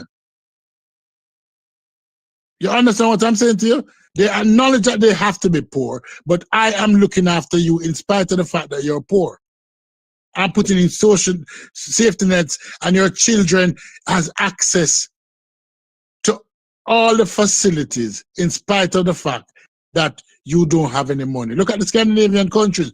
Don't compare a first world country to a third world country and say, oh, but the poor people in America, the richest country that ever existed in the world, is still better than those of Jamaica, one of the most indebted countries in the world. That's a bad comparison. But if you compare America now to Sweden, two first world countries, and take apples for apples and oranges for oranges, you will realize now that, oh, this look different now. Excellent point, Stupid.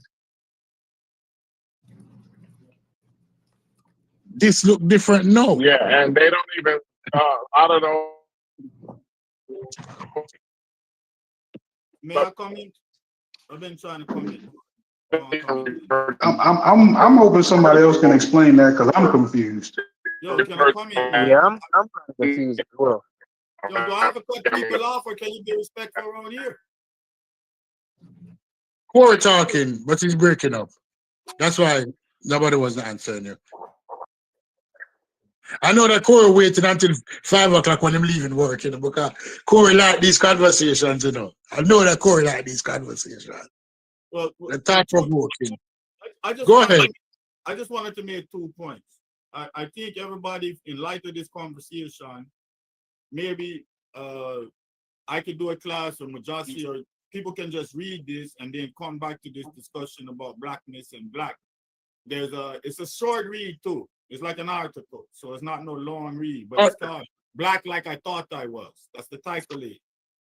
I think you should all read it. Go ahead. It's very important. It's called Black Like I Thought I Was. I don't want to give away the premise or the theme of it, but read that, and then when you come back to this conversation, because you said you're going to discuss it in the future, then you'll find it very relevant to the points, some of the points and things you were discussing earlier. And then I can enter the conversation once I read that in a different way. The next thing I wanted to say is, when you did that comparison, because I know the Patrice O'Neal joke, but the joke is disingenuous because the joke is doing exactly what you were supposed to do in response to it, because it's pitting the blackness and this and that against the whiteness and ray. Very good joke, because I love Patrice O'Neal. But when you go into the context of what really happened, the little white girl was trying to set a record. So everything she was doing was supported, it was insured, and she was doing this sailing trip by herself for this record-setting thing. So there was a whole lot of awareness of her situation. These other people, they were going on a birthday trip and could barely sail. And the Coast Guard discovered them. You know, the other two had drowned because they couldn't hold on to the boat long enough. The other man held on to the boat, and the Coast Guard actually saved his life. So this is crazy for when y'all make these arguments, and to big up what Logic is saying. Yes, the government will come look for him. Just like the government went and saved the man. Let me use it. All right. Let me use it. Since you're coming in. Now, let me finish now. Especially if Logic said, I'm going to get a government sponsorship and call the Guinness Book of World Records and get insured and tell him I'm going to try and sail across this place all alone and set this record. The people were going to look for him with the same amount of fervor. It wasn't like Can I rebut? Was just on a sailing boat with a Can I rebut? Can I rebut? Okay. Can I rebut? Can I rebut? Because you're using that example. Let me use a modern day example. No, you brought up that And I'm going to use Patrick Holloway. Hold on. Let me finish. I'm going to use St. Patrick Holloway, Patrice O'Neill joke about Holloway, the girl who got killed in Antigua. And I'm going to use the same example of the girl from Georgia who went to Mexico with her black friends and got beaten to death. Right? And we're going to see how it was investigated by by the same body, the same American embassy, one in Mexico, one in Antigua. One was never stopped investigated until the young man, because they was going to give him the death sentence in Antigua, agreed to tell where that girl's body was, Holloway, who died almost 20 years ago. That was fully investigated until they came to a conclusion, even to what he did with her body. The black girl who was beaten to death by other black people, mind it, was pushed under the rug in Mexico. All of those black people are up here now. It wasn't thoroughly investigated. Even the embassy, when it was aware of the fact, did not do much. The Mexicans turned over 2 Mexicans for that crime. Beat the shit out of them. No, it wasn't 2 Mexicans. You don't know the case I'm talking about. It was a case of the black girl who went to Mexico with her black friends. And they had a fight. To get the surgery. To get the surgery. To get the option. No, not to do the surgery. She was on vacation with them and a fight ensued. Oh, okay. You're talking about that one. I know that one. You know that one, right? You know that one. A fight ensued and she died. And she died in the room. Right. But see, once again, what you're doing on is a disingenuous, because that boy got away with that first case. He went and did that to another girl in Peru and he got caught. And then that's when he had to start turning over evidence, because he did it twice. Those black people didn't get caught for doing nothing again. They came back up over and everybody shut up and this and that about the death.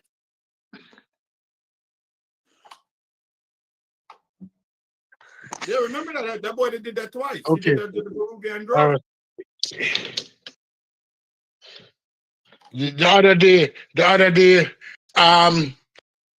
Shakur died, wonderful lady. When ABC announced her death, they didn't announce her death as her present name. I thought it was total disrespect, because ABC used her real name or government name, I can't remember what it is, to say that she died in Cuba.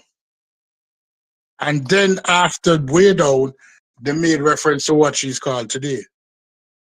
And disrespect like that happens to us all the time.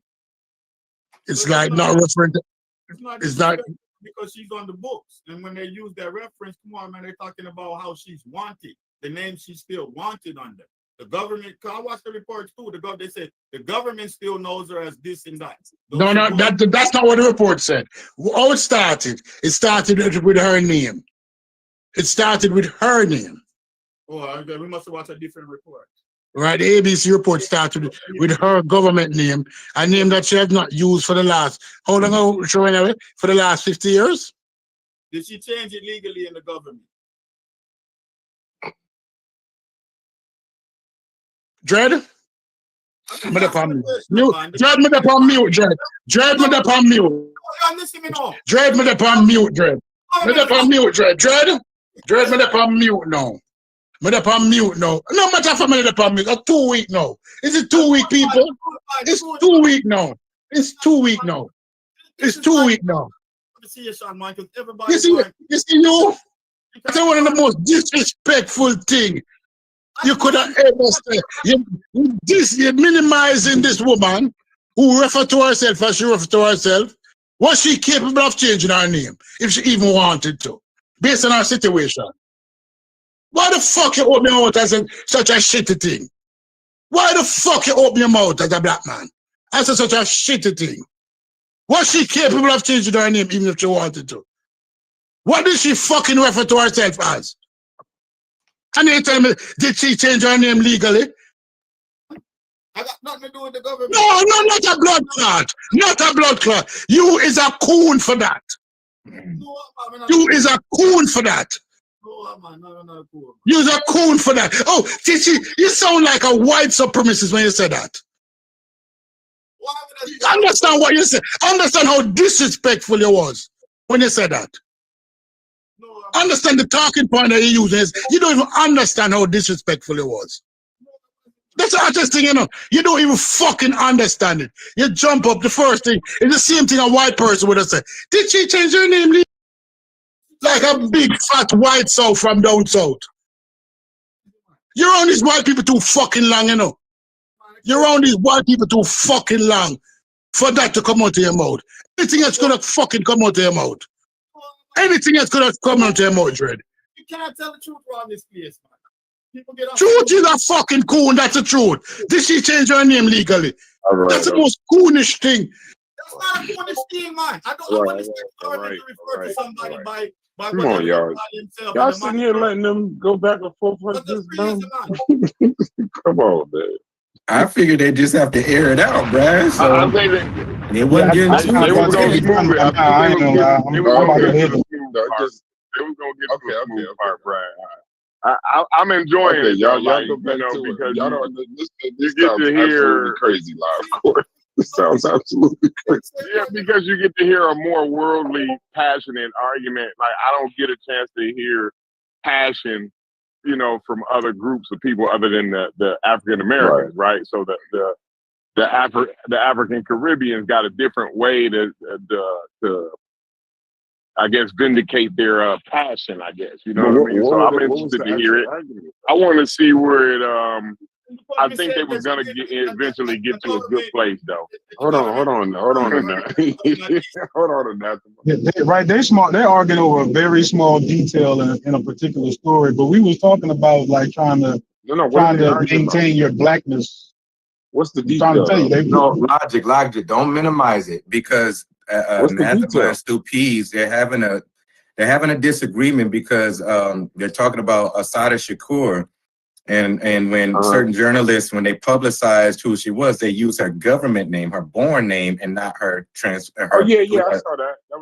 And so Anathema made one point, and Stu Pease is pushing back on him because he's saying like, "Yo, it doesn't," you know. And so they just they got a difference on that piece. I agree with what Stu Pease is saying, but I know it's kind of strong right now. So I've just figured they're grown men. They'll work it out. You know, they're I only heard the screaming. I only heard the screaming. I only heard the screaming. What was that? You know what Anathema said?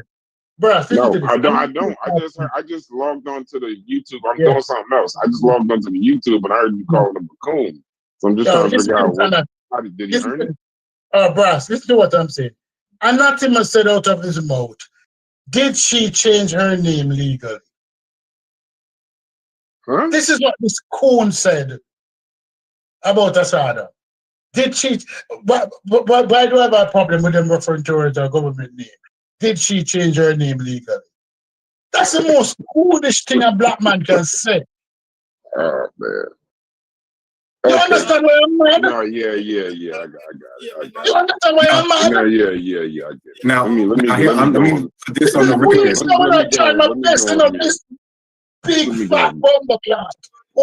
So let me put this on record. I agree with you, Stu Pease, from the position of that name and identity. I don't agree with calling my brother Anathema Coon. He may have a. I don't agree with calling him Coon. You're a coon for that argument. I'm scared to say I kinda wanted to see how you can answer. Don't say nothing, Chef. No, I wanted to see how you can answer his question without calling him a coon, because it might be some relevancy in him, you know, asking you whether her name was changed legally or not. I think you dived off the deep end a little bit too quick. I don't think he meant it that way that you took his these. You didn't let him flush it out. Nobody's letting me talk. I just get called the coon. Right. Go ahead, Coon. Go ahead. Explain yourself, Coon. Explain why this woman who had to run for her freedom now should go ahead. Yeah, man. Right now. So, yeah, forgive all we uno. Because allow it. But listen on. Asada, right? We call her Asada Shakur. We respect that. I don't expect the government to respect that. The government is racist. Of course, the government is not going to respect her revolutionary name. They're not entitled to. They're the fucking government. Now, how she changed her name legally, they would be required to refer to her the way in which she referred to herself. But if that's just something she adopted and was anti-government and said, I'm not using them to change nothing, then of course, they're going to refer to her by her government name because they're not on our side. So why would you expect different? Like, you're the fool for even being triggered by that. Like, you're the fool. You know what?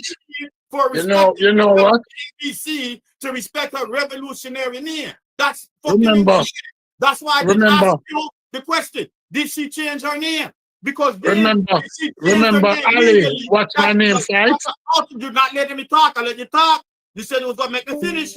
That is an outright disrespect then, because they're not representing her name change. I'll liken it is to the same way y'all still call that nigga Malcolm X, and he legally changed his name to El Haj Malik Shabazz, and none of you niggas will refer to him as that. And that's a disrespect to him, because you only want to highlight one aspect of him life that you think say I important. So go play games with me with this shit. If she didn't change her name legally, I don't expect the government to refer to her by a revolutionary name. What the fuck are you talking about? Unless I'm doing a documentary or some revolutionary reporter that have that side of the spectrum, and ABC don't. Now go on. That was a good point. That was a good point. That was a good point. That was not a good point. That's a weak point. That's a weak fucking point. I wish Ali was here, because Ali faced this. Ali faced this in the What's Your Name fight. You would have gotten your eye punched out of your head 100 times by Ali when you watch What's Your Name fight, right? When a black man identify himself as who he is and coming to who him is, sometimes it don't matter whether him do it formally or him do it for himself and him continue that using that name for the rest of his life. It's not every black man pay $40 to get a name, and the ones who pay $40 use it for years, and we acknowledge it because that's the name he choose. Now, throwing shots because I love to do that. Now, the other thing is, you're mentioning Malcolm. Malcolm had no problem with being called Malcolm. So although we don't refer to him as his name that he changed it to, he didn't have a problem in his life to be referred to as Malcolm. He only formalized himself and gave himself a Muslim name. But is there any written situation or any news situation or any video of Malcolm having a problem with himself being referred to as Malcolm? So you're using that excuse is bullshit. Who you talking to? You're talking to a fucker who read, and who think. The first thing an unthinking bullshit artist like you would have said is, did she change her name legally? When you know that in many situations, people don't change their name legally. People don't. They go by the new moniker, and that is who they are, and we accept them for that. We don't require the other system to accept them. We accept them. And we should see it as a disrespect when they couldn't accept them. Because it was generally accepted in the black population, and everybody knows that it was generally accepted, including ABC, that is what she's referred to as going forward. So when they refer to her as her government Christian name, is actually did not only disrespected her, but they disrespected everybody who accepted who she is today. You asshole. So you make somebody spit in your face and you smile and wipe it off. Did they mention? I don't expect ABC to respect her. You do. Yeah. You're the fucking idiot. You're an idiot for thinking they will respect her. I didn't think it. I don't ask for respect, you know. I don't ask for respect, I demand it. You are the duppy for respecting ABC and not expecting ABC to be disrespectful. You are the duppy. Me, I'm a duppy and I got. Because me, I'm acknowledge her. So why would I fucking want ABC to acknowledge her? When ABC Listen, is not and on that is why, and that is why there's a pushback again, and that is why there was a pushback against ABC. Brass told you that ABC got hell as a result of that, because many persons who brought it to other people of intelligence realized that ABC was not only disrespecting her, but was disrespecting us. So you need to understand when you're being disrespected under the slide. You need to understand that. I don't respect them to respect me.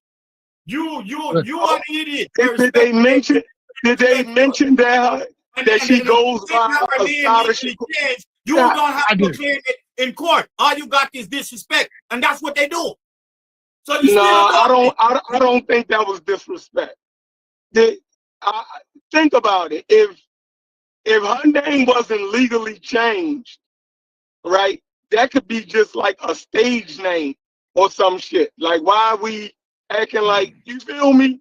Like, did they acknowledge that she goes by and is known worldwide as Assata Shakur? Did they mention that? Yes, they did. Okay, so then what are we arguing about? No. Sheffrin, at the end of the they didn't presentation. acknowledge. At the end of the presentation. Listen to me, Chef. Listen, Chef. No, listen. Everybody stop.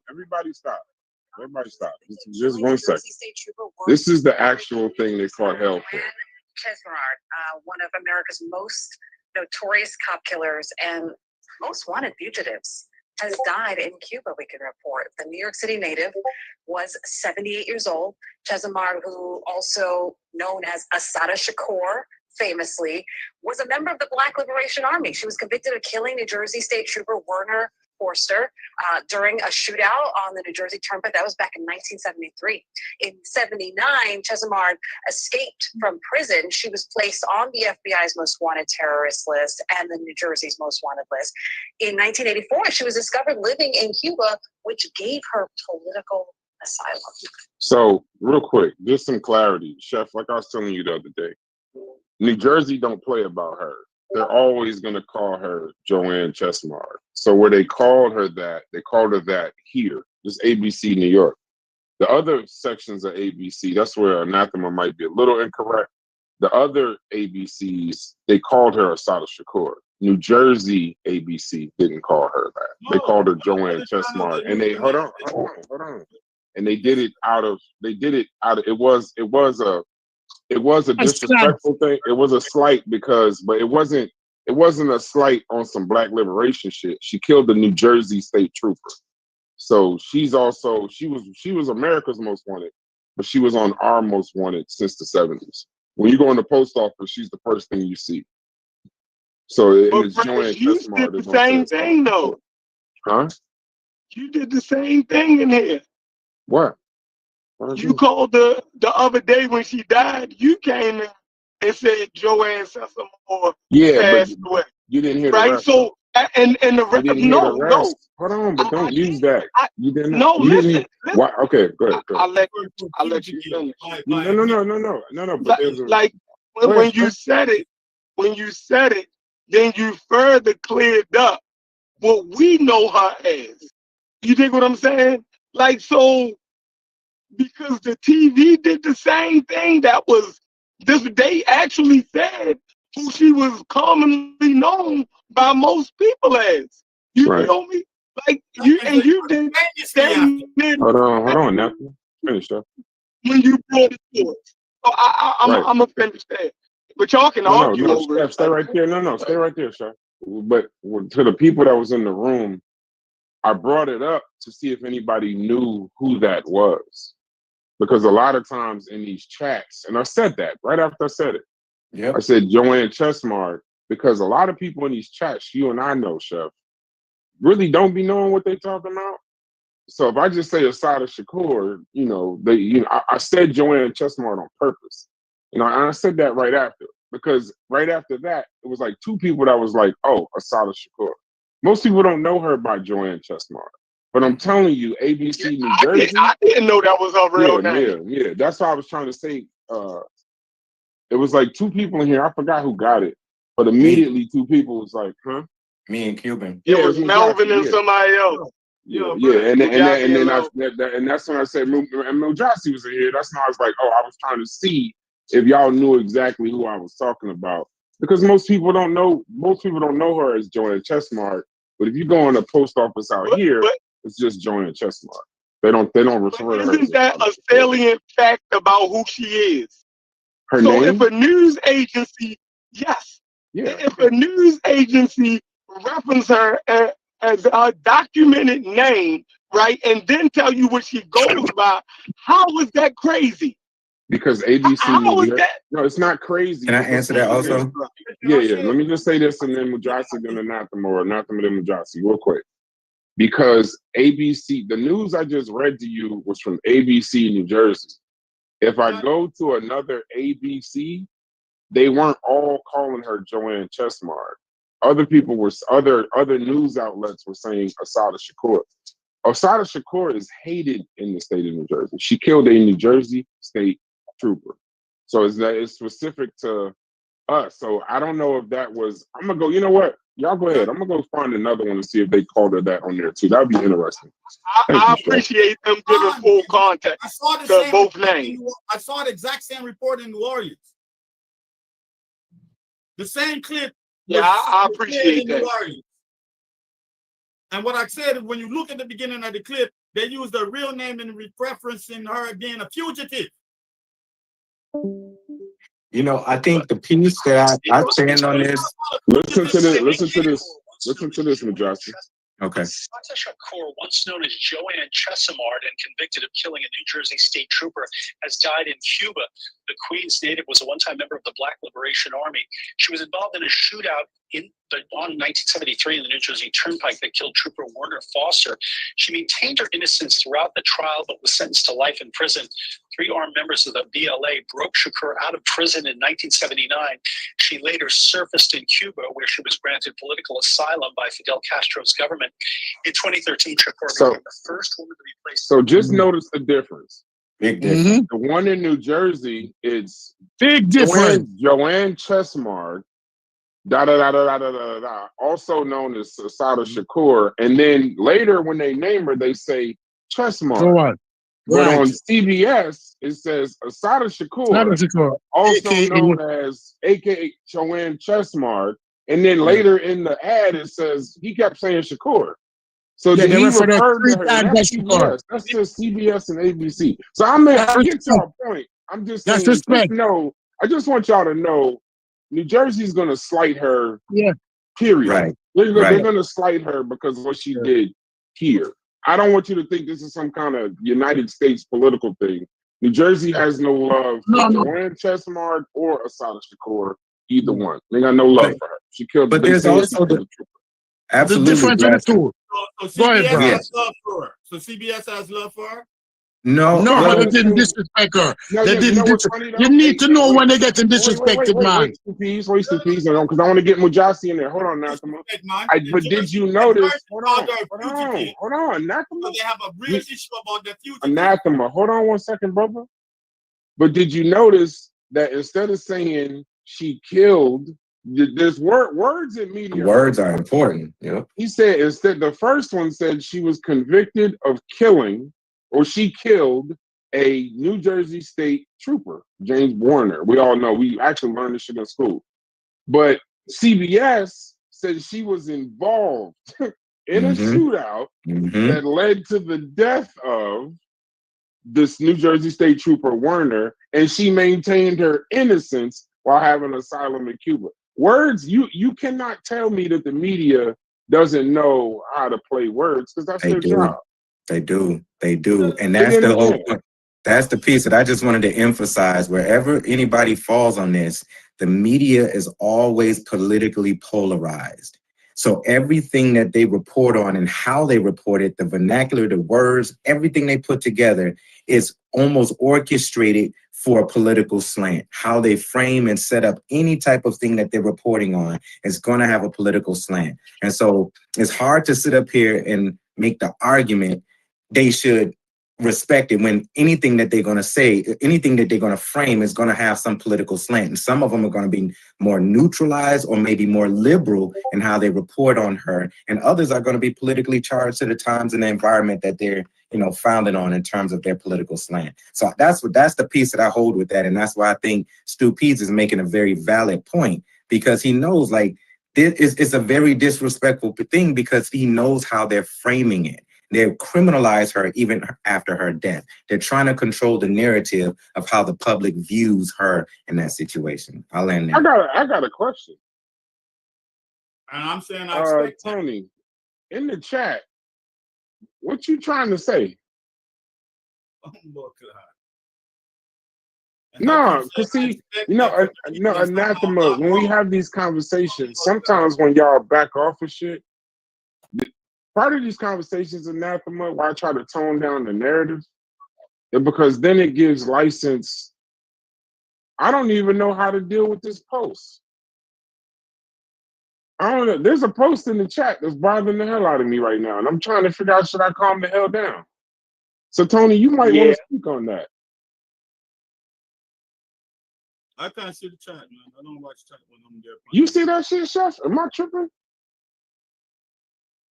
No, I ain't see it. Look in the general chat real quick. I'm not saying I've been noticed. Is that a bridge? I've been noticed that. I mean, he can come and explain it.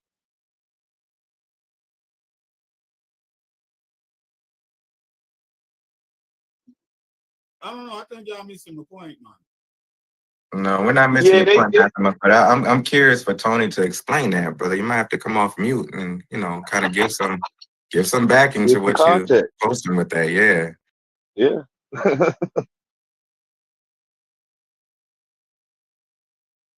Is that Stormtrooper Tony back at it again? Did you see that? Look in the chat. I'm trying to I know the immediate me is a different me, and we may never see him again. But I don't know if that's just me being upset, I guess. Am I tripping? No, that's polarizing. That's charging. And I'm gonna, give Brother Tony the opportunity to kind of explain that. There's no attack on you or nothing like that, but just kind of give some context to that. I mean, you're right to hold your silence if you choose to, but at least give some context with that, because none of us is going in that direction with the history of our sisters. So to say that, it would be nice to put it on the table for discussion. Right, you have that, because nobody here right now in the Discord is coming from that angle. He's typing out a response right now. Oh, you said I said what I said. Okay, let me help you. Let's explore it. No, don't kick him yet. Don't kick him yet. No, I want to know. I think he was even trying to refer to Stu Pease. I think he spelled Stu Pease wrong. Stu Pest. No, I ain't talking about that. Oh, he said. But in the general chat, this dude just called the sister stupid. And basically do the same thing that dead white dude did that got shot in the neck. Some Negroes will have to be interviewed thoroughly. Because you and I can have different political opinion. But for a Negro to put that up there, this Negro is worse than a lot of puller. I don't know what this Negro is. I don't know. Oh gosh, Jesus! I was going to bring up controversial things too. I was going to bring up a controversial thing, but now that he wrote that, I think I'm just going to leave my controversial thing alone, and I'm gonna let y'all handle whatever that is. No, go ahead, Chef, and Corey, say your. Yeah. If it's for the conversation, go ahead. This is always the difficulty I have with free speech. Right. But it was a young man. One of the young men. I can't think of his name. He's still locked up. He was one of the ones that went in there and broke her out. She was, because I heard a documentary of the young man's mom talking about the situation, right? I think she was like a lot older than this young man who was in love with her. And, the mom felt like she kind of manipulated the boy, knowing like he was young, but in love, you know what I'm saying? And she kind of took advantage of that situation, which caused him to see fit to go in and him and his homeboys, I guess, break her out or whatever, you know what I'm saying? So, yeah. Because before the whole thing, like, he was like staying at her house and, he had like access to the guns and shit like that. Like, it was a lot of shit, and, hearing from that mom kind of made me feel a little bit different. You know what I'm saying? I'm going to get that little documentary. It's more to it, right? Like, yeah, it's more to it than that. You know what I mean? That's why I wanted Tony to come off mute or at least explain his sentiment. You know what I mean? Because like I said, it's always we look at it from a standpoint. Like, I didn't know too much about Asada until she passed away. So when I started looking into it, it's definitely, but it's even with, there's another brother that's on death row right now that I always followed for a long time, Mumia Jamal. Yeah. Right. And it's one way to look at his situation, but even in his situation, he don't deny. When you listen to his story, it's like it was either the cop or me and my brother. You dig what I'm saying? So, however you look at it, he say he don't remember. He say when he woke up, the cops was beating on him and he was chained up in the ambulance. But he remembered the cop firing and his brother getting shot, and it went blank from there. You dig what I'm saying? Mm-hmm. So he wrestled with the cop, he got shot, his brother got shot, and the cop was dead. So yeah, they interview him in prison. They interview him in prison. They interview all of them. Like, I gotta get this because I listened to this about it last year. I listened to the whole little documentary thing, but yeah, I'm gonna get it back. But go ahead, Chef. My bad. Yeah, so it's like in certain situations, it's almost like, the cops is being aggressive. Did we act out of self-defense? Should I be on death row for, acting it like my brother did? I'm shot. You feel me? Like, if I wrestled the gun from the cop and he died in that, they was trying to kill me. My brother did. Like, so, you know what I mean? If the cops opened fire on the side of them and they defended themselves, you dig what I'm saying? Like, I'm mixed about that. Like, yeah, you should be held accountable, but should you be on death row? Like the law should be looked at differently. Should cops have the right to just murder us? Should we be able to defend ourselves in the act of being assaulted? Like, that's the real argument to me. You know what I mean? I might be off point, off topic a little bit. You dig what I'm saying? But I think they're the real arguments that should have been had around people like Asada and Mumia. You dig what I'm saying? Absolutely, absolutely. If they just lay down their lives just because there's a cop. No, they shouldn't. You feel me? But, calling her just a straight cop killer, she had her day in court. She fucking lost. Like, so what should we do a show where we actually go through the case? You dig what I'm saying? And see what really happened. That's what I want Tony to speak to, other than just saying she's a stupid bitch. You dig what I'm saying? Like, bro, what are you really saying? We learned the case. We learned the case in school. They teach that here. And in the case, Chef, you take these. Asada Shakur, she had no gun residue on her hands. And when they shot her, her arms were raised. And that's medical testimony. So we can go through it but it starts from that basis. She got convicted essentially because she was in the car with the Black Liberation Front. So yeah, that's just like Tony answered. Tony answered. He said, "I said what I said. Kick me out, nigga. Nigga. Think I care? I already told you I'm not participating in the chat because you constantly mute me. So I'll pass. I'm not telling my daughters or nieces to look up to her. You're all local." Well, I don't think we're talking about my daughters, or I don't think any of us are in here. Even when we had these conversations, I don't think we're talking about daughters and nieces. This is just a story. Part of the reason why I removed my ability to kick people, Chef, and ban people, Chef, is because in the moment, I'm a person that'll just do it and then ask questions later, like, you know, try to figure out what happened later. But I've learned that that's not effective. But I don't necessarily know how to feel about that particular one. So I'm gonna just remove myself from it and let the powers that be DQ logic. Hold on. Before you go, I'll say this. Tony, the fact that you would say something incendiary like that and not give an explanation, like we all in here together. You dig what I'm saying?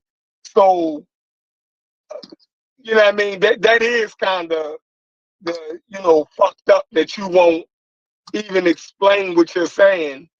You dig what I'm saying? Like, that's not fair to us. You feel me? That's not fucking fair. And everybody in here probably, you know, you if you explain it the correct way, other than just being angry, what are you angry about? That's what I want to know. Like, what? How did she offend you for you to call her a stupid bitch? And like, what are you mad about? Like when I called Nzinga a bitch, I'm telling you, she was involved in enslaving black people. I'm the result of that fucking atrocity. So when people started defending her, I felt as though I could take it up a notch. You get what I'm saying? So if Asada did anything to black people, that, you know what I mean, did she push our cause back? Was like, what did she do to make you feel as though, you know what I mean? All I'll say is this. All I'll say is this. All I'll say is this. Whenever our people in 2025 and the situation that we're in today are supporting people like that, it only exacerbates the craziness that some of us have inside of us to start forming our own governments within America, to start becoming combatant. That none of that works. You're not going to start a new government and then we uphold these people and then we think it's okay to do these things and then we do those things and we look stupid. We have to stop acting like we're going to overthrow the government and we're going to change the laws with guns and we're going to get together and get a militant group, and that's all stupid shit. It's not going to work. It only pushes people back.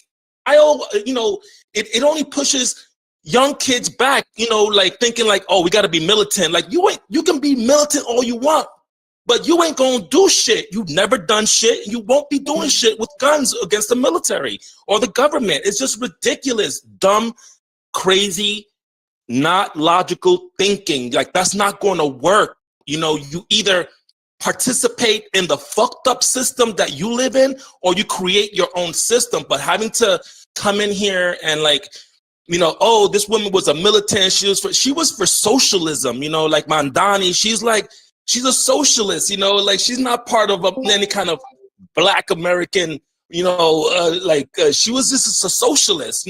That's what she stand for. She wasn't. I'm a democratic socialist myself. But go ahead, bro. No, that's it. That's all I wanted to say. I mean, we can't be upholding militant people. It's just we can uphold a lot of other people. We don't have to be upholding militant people. It's just stupid.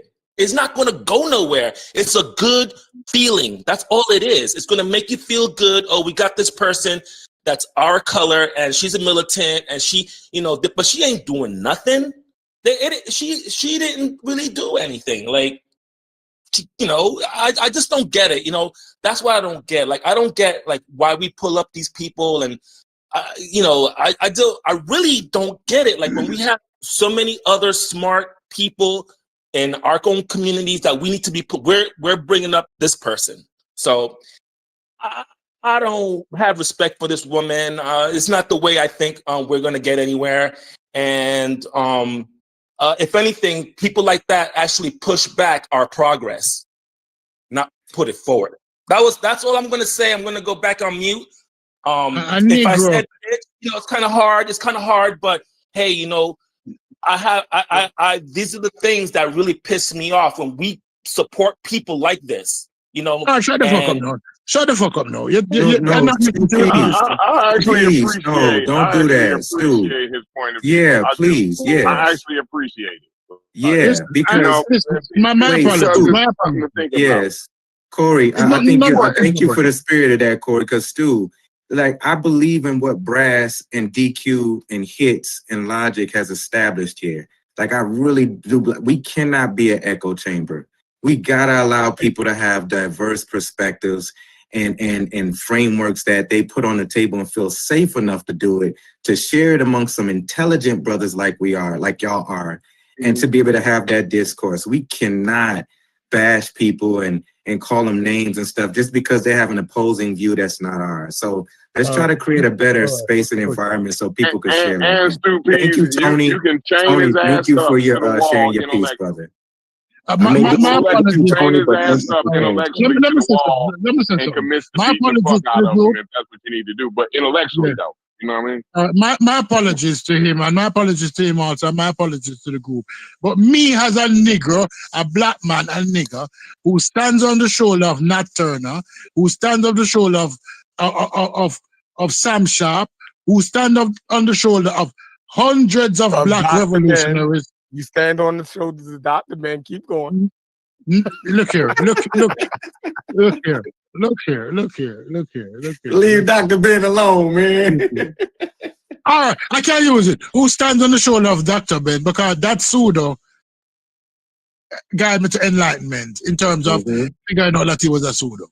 So I stand on his shoulder. But there have been many revolutionaries as black people throughout the 400 years who have died and not make an impact, but they have died for a cause. Right? But this Negro without a cause, because the first thing Chef said was, should we defend ourselves against the police? This was 1973, and this still happening today. So did the brother die without a cause? Did the brother spend the rest of his life in prison without a cause? Did she escape and have to be exiled to Cuba without a cause?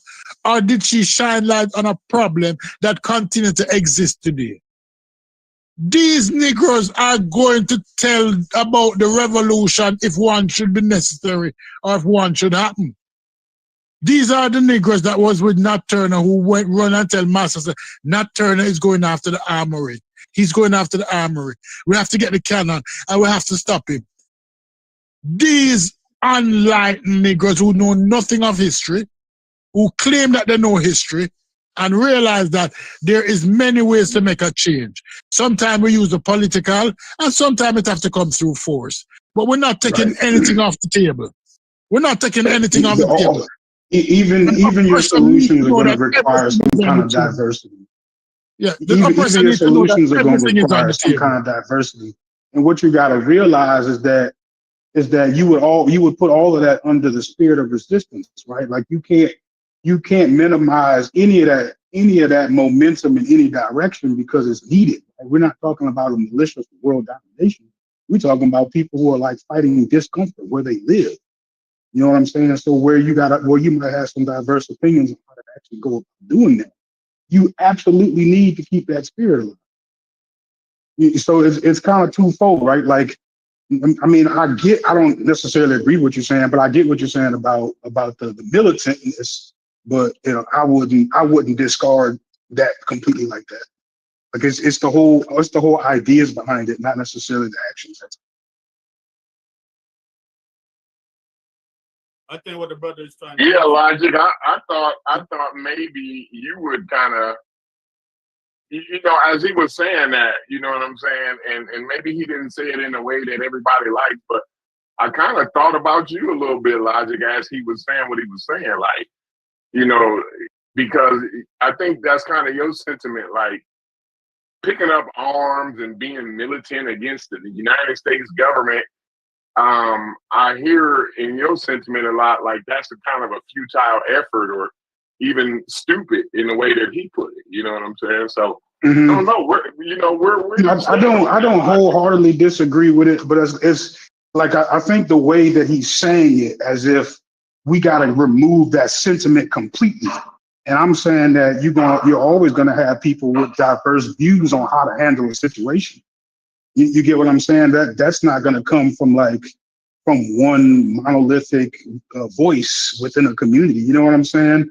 So if you stomp that out completely, you almost start to dampen the momentum of change at all.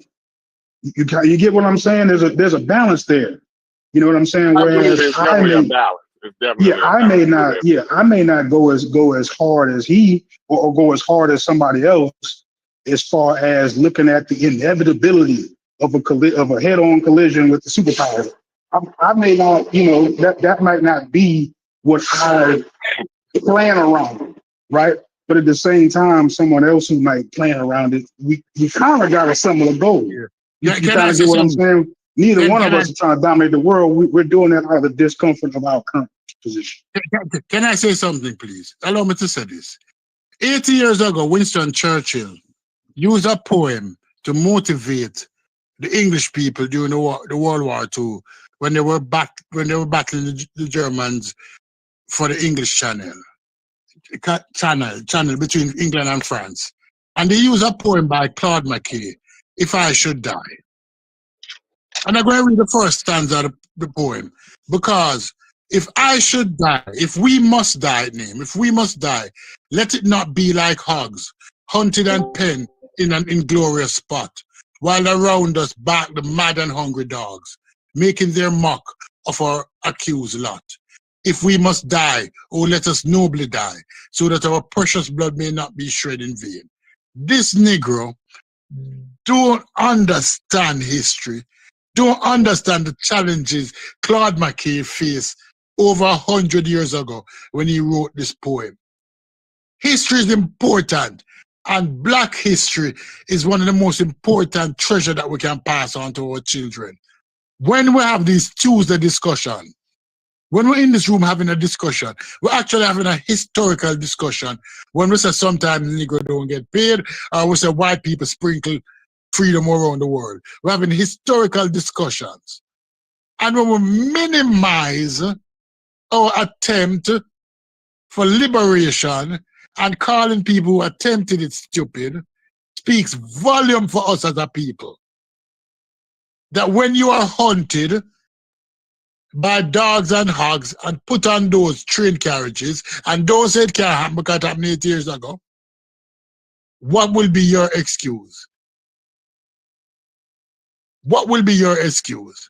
History is important, and when we're in here, most of the things we're discussing here is history, understanding the past that we can move forward as a people. We're not admonishing and we're not disrespecting.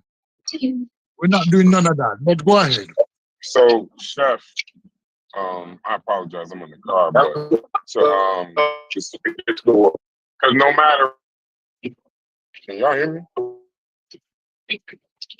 Or you on the concrete? Can y'all hear me? Yeah, we can't hear you, but we can't hear you, Corey. Okay, to speak to what Chef I can is hear saying, you, and when I can I clear that up. Just so we get some clarity with Assata Shakur. Assata Shakur should not be painted when we're using revolutionary. Let's use it correctly. Assata Shakur was a Black Panther. the guns and all of that with the Black Liberation Front, that was a response. They weren't going out to kill to change anything. The Black Liberation Army, that was self-defense. And it was kind of what Chef was talking about. That's why I say the more you learn about her, different teachers, it's funny because different teachers in New Jersey teach Assata Shakur differently. But the one that gave me the most clarity was literally the first one that taught me about Assata Shakur. Their whole thing was defending themselves against the state, because you got to remember at that time, cops was killing people, like killing Black people specifically, and there was no retort. So these guys are basically just saying, you know, we're going to have a state defense, and it's a self-defense. We're not attacking. We're not going to go kill them. It's just if they raise up a gun on you unjustly or they try to beat you unjustly, defend yourself. And it's ironic that when she got shot, her hands were in the air when she got shot. So a lot of the stuff that she held close to her as far as the BLA, you know, it is what it is. But I wanted to speak to Tony's point for just a half a second. I'm glad that I thought first beforehand, because a snap reaction would have just been to make him disappear. But in the same token, it would be very hypocritical because Barack Obama calls her a terrorist and a fugitive. And even when he hasn't had to do it as president of the United States, I think he was the administration that raised the bounty on her and was pushing for them to release her. So politically, I haven't really heard too many people politically in this part of the hemisphere speak about her any other way really other than how Tony spoke about her. So I mean, if I'd have to be him saying it in that way probably was just in the moment a little crazy for me. But the government sees her similar to probably how Tony sees her, as purely just a terrorist and a fugitive from justice. So, but Amnesty International looked at the case, and even they say it was a racial decision. So it's a polarizing conversation. So it is what it is. Right. So, and if just a quick second, right? So with that point that you're making, Corey, you're right. That is something that I typically struggle with. But where I landed is more like, so when we're looking at people behind us with that particular outtake about being militant, it's hard to look at their scenario, their extreme environment, and be like they overreacting, right? So I'm more so talking about us today having all this advantages of the data and all this kind of other stuff. For us having the ability to devise a plan, and based on listening to what people are trying to accomplish, the head with America doesn't even seem necessary to me. You know what I'm saying? That's more of what my point is. If y'all just trying to build a pipeline where y'all can exchange goods with Africa, you don't need to go to war with America for that. You know what I'm saying? Like wouldn't be essential to that. But that's not what we're saying, Logic. We never talk about pipelines of bridging. No, that was a point. That was a point for Corey. No, but it was from previous conversations that me and Corey had. It was a point directed toward him. Oh, because you're convoluting the conversation. Because this is it. Have you ever watched the herd sheep? Anybody ever watch the herd sheep? You have the shepherd and one dog. And that one dog manipulates all the sheep. Hundreds of sheep, that one dog. And then when I use that, and then what it brought me to is that we have been heard it so much, and we have now confirmed that one dog can herd hundreds of Negroes, and even having us believe that if we don't follow the order of this one dog, we'll have detrimental effect. We have been herded, and Barack Obama is a smooth asshole. I love him in some things, but when you break him down, you realize that it was a system guy. It was a system guy. What's wrong with the system? Right? We heard it. When he was in power, he was that one dog herding us, having us conform. Thank God for Cuba that it accommodated her. I'm not calling her a saint and I'm not giving her a sainthood. Right? And the young man who went away for a long time because his heart belonged to her, I'm sorry for him. I'm sad for him. Not sorry. I'm sad for him. But that was a decision that he chose to make. His mother can demonize her all that she wants, but her son loved her so much that he thought that her freedom was warranted. He exchanged his freedom for her. Right? And it was a decision, he made a decision as a man, no matter how young he was. That's definitely love. I think the point his mom was trying to make those two things is she don't think he was mature enough as a man to make that decision, right? She thinks that he was more manipulated to that decision. But I do hear you, right? For being young and in love, you know what I'm saying? I understand. And it was no making my mind different. You know, when I was young and in love, it was nothing you could tell me. You know what I'm saying? It was nothing you can explain to me to change my mind. So I definitely understand where you're coming from. As you know, that was his decision. Definitely. Go ahead. Is she a martyr? Does dying in exile make you a martyr? This is the most fucked up thing this dude said. Him come with a white talking point every fucking time. And then people don't like when I call him a fucking coon. What is a martyr? What is a martyr? Anybody was worshiping her? Wait, what y'all saying? Hold on, real quick. What y'all saying? What y'all talking about? Does she die in exile make her a martyr? No. I don't think so. I think for who though? Because I don't think we're in the, like y'all were saying, the fight is different. I don't think right now the black, I mean, everything she represented at the time, the Black Liberation Front, the Black Panthers, the armed resistance and all of that, I don't really see a lot of that in society right now. Of the cops trying to kill me, I'm gonna kill them. And then a lot of people, like you said, I'm gonna be honest with you, a lot of this generation, I don't even think they really know who she is. Because I know, as soon as you see Shakur, this generation's thinking Tupac. I'm telling you that right now. So when you say a shot at Shakur across the country, I would say a lot of people probably was like Tupac's mom or something silly like that. They don't know that, the connection. So I don't think she died a martyr. I think she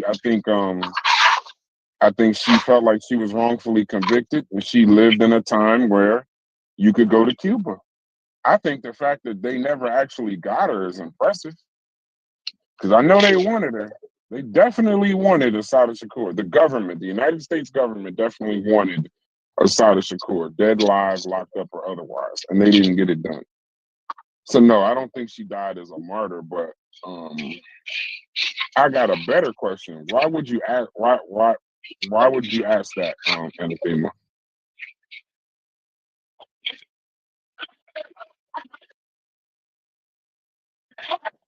Can y'all hear me? I hear you. I tell you, your mind breaking up. This is what I'm going to say. I wouldn't consider her a martyr today, but martyrs are sometimes regurgitated, for want of a better word, meaning that in the future, if the cause for liberation might require force, her imagery can be drawn upon. So she's a tool in the toolbox that can be used in the future. Perfect. If necessary. Right? But is she a martyr today? No, she's not. No, like Che Guevara in Cuba. Right, but if the time comes, but isn't necessary to use our imagery to portray some level of resistance, she can be used as a tool.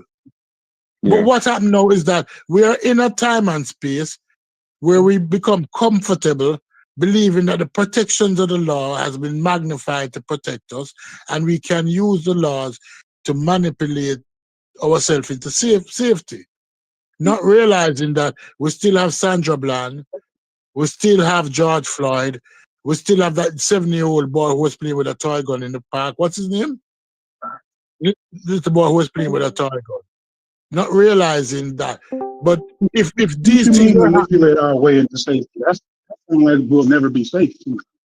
Huh? What you mean by manipulate our way into safety? That's a That sounds name. like we'll never be safe. I'll never forget that name. I'll never forget that name for the rest of my life. That name is Tamir Rice. Tamir Rice. Tamir Rice. Yeah. The That's a name response of that'll always stick with me. Yeah. Right, the 70s response would have been totally different to those things. Imagine in the 70s, the image of George Floyd was flashed across the television. Imagine in the 70s if that happened. What America would look like for 2 months. If California burnt down as a result of police beating, imagine what George Floyd would have done to the psyche of those individuals who existed in the 60s and 70s. But in the 70s, We know that things were happening. People would have stood around filming it. They would have stopped it. They would have engaged immediately. You wouldn't have had a population that stood around filming somebody with a knee on somebody. They are like, so to make that comparison is weird to me because the mentality and the way that they taught back then was already a revolutionary society. So police had to shoot you. They couldn't get away with just standing in public with a knee on your neck for 30 minutes. Hell no, not in the 70s. No, you can't do that. And people stand around and film it and just yell, "You're killing him." No, they're not gonna do that. So I tell you, based on what you said, are you saying that these modern Americans are not pacified? I think George Floyd had to do with the location that it was at, right? I'm probably breaking up, ain't I? But also the fact that I think you players all over, and that's I'm talking over you. Okay, I didn't know you was talking. I just want to say real quick before I go, I'm gonna have to go back on mute. But I think George Floyd had to do with like where was that? I couldn't imagine that white boy kneeling on that man's neck here in my town. Like I don't. That wouldn't have happened here. It just wouldn't have happened in my town. Like, you know what I mean? Like somebody would have got him up off that nigga. Somebody would have took a bullet to get him up off of him. Mm-hmm. It would have somebody one of them black folks out there would have took a bullet to get that white boy up off that other boy's neck. Like that's just how it would have went here.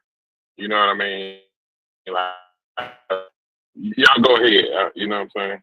But what I'm saying in the light of that, I even think back then the white people were revolutionized. You know, you had the Puerto Ricans was revolutionized. All them student movements was revolutionized. That whole period, you had the BLA, the SLA, the FMLA for the Puerto Rican. They all use this LAT, this Liberation Army moniker in the end of them. And they was all blowing up shit, running around. So I don't think, just in that time period in general. And that's not like now. So what you saying? These Negroes pacified? I don't know. I don't want people to listen, I know in the 90s, right? We had a culture here. I think there's more fear of the police. I would put it that way. So look, there's more personal awareness. Like you don't want to get shot. The police are. If somebody would have tackled him, you understand? People just don't want to get involved because they don't want the ramification. I put it that way. I want to say them pacified. I would just say. Let me ask Chef the question. Chef, let me ask Chef the question. Chef, are Negroes today pacified? Yeah, I would say something going on because in the 90s when I grew up, and maybe the police are different, right? Me, when I was a teenager, the police actually got they got respect if they took off their badge and fought the dude head up.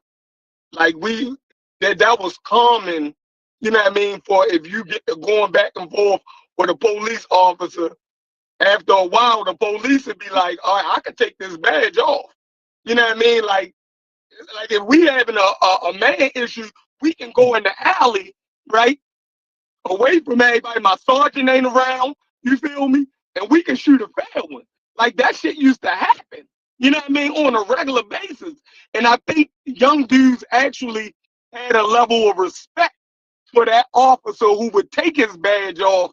You dig what I'm saying? And actually fight you as a man. You dig what I'm saying? Like if you feel like I'm disrespecting you because I'm just doing my motherfucking job.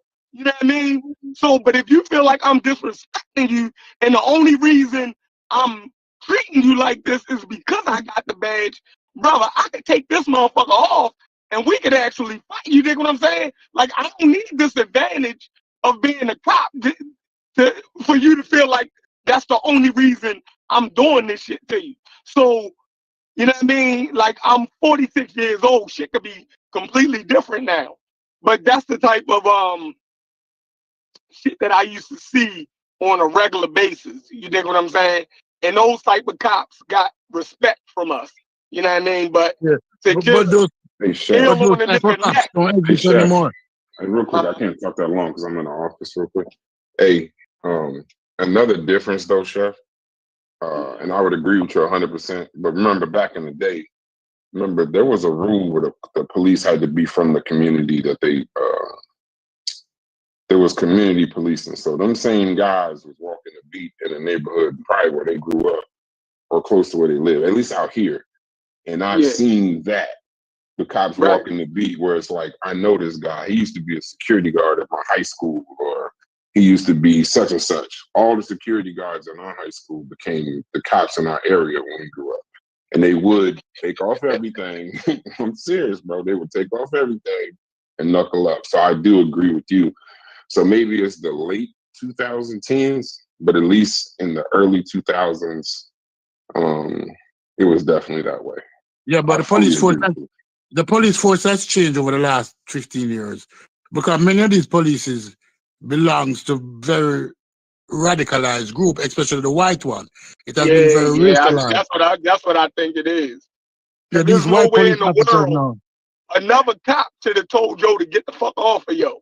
After a while, you feel me? Like that's exactly what it is. That's why I'm glad that they got fired and shit also, because yo, that's crazy, yo.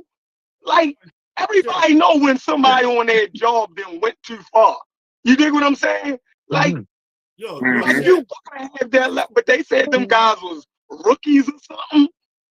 No, they weren't.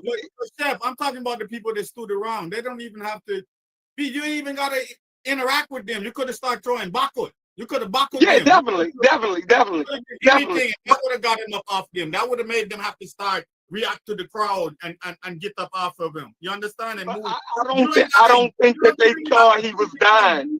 Yeah. Like you could have just backward them. No, they knew it. They knew he was dying. The little girl knew he was dying. The little girl knew he was like.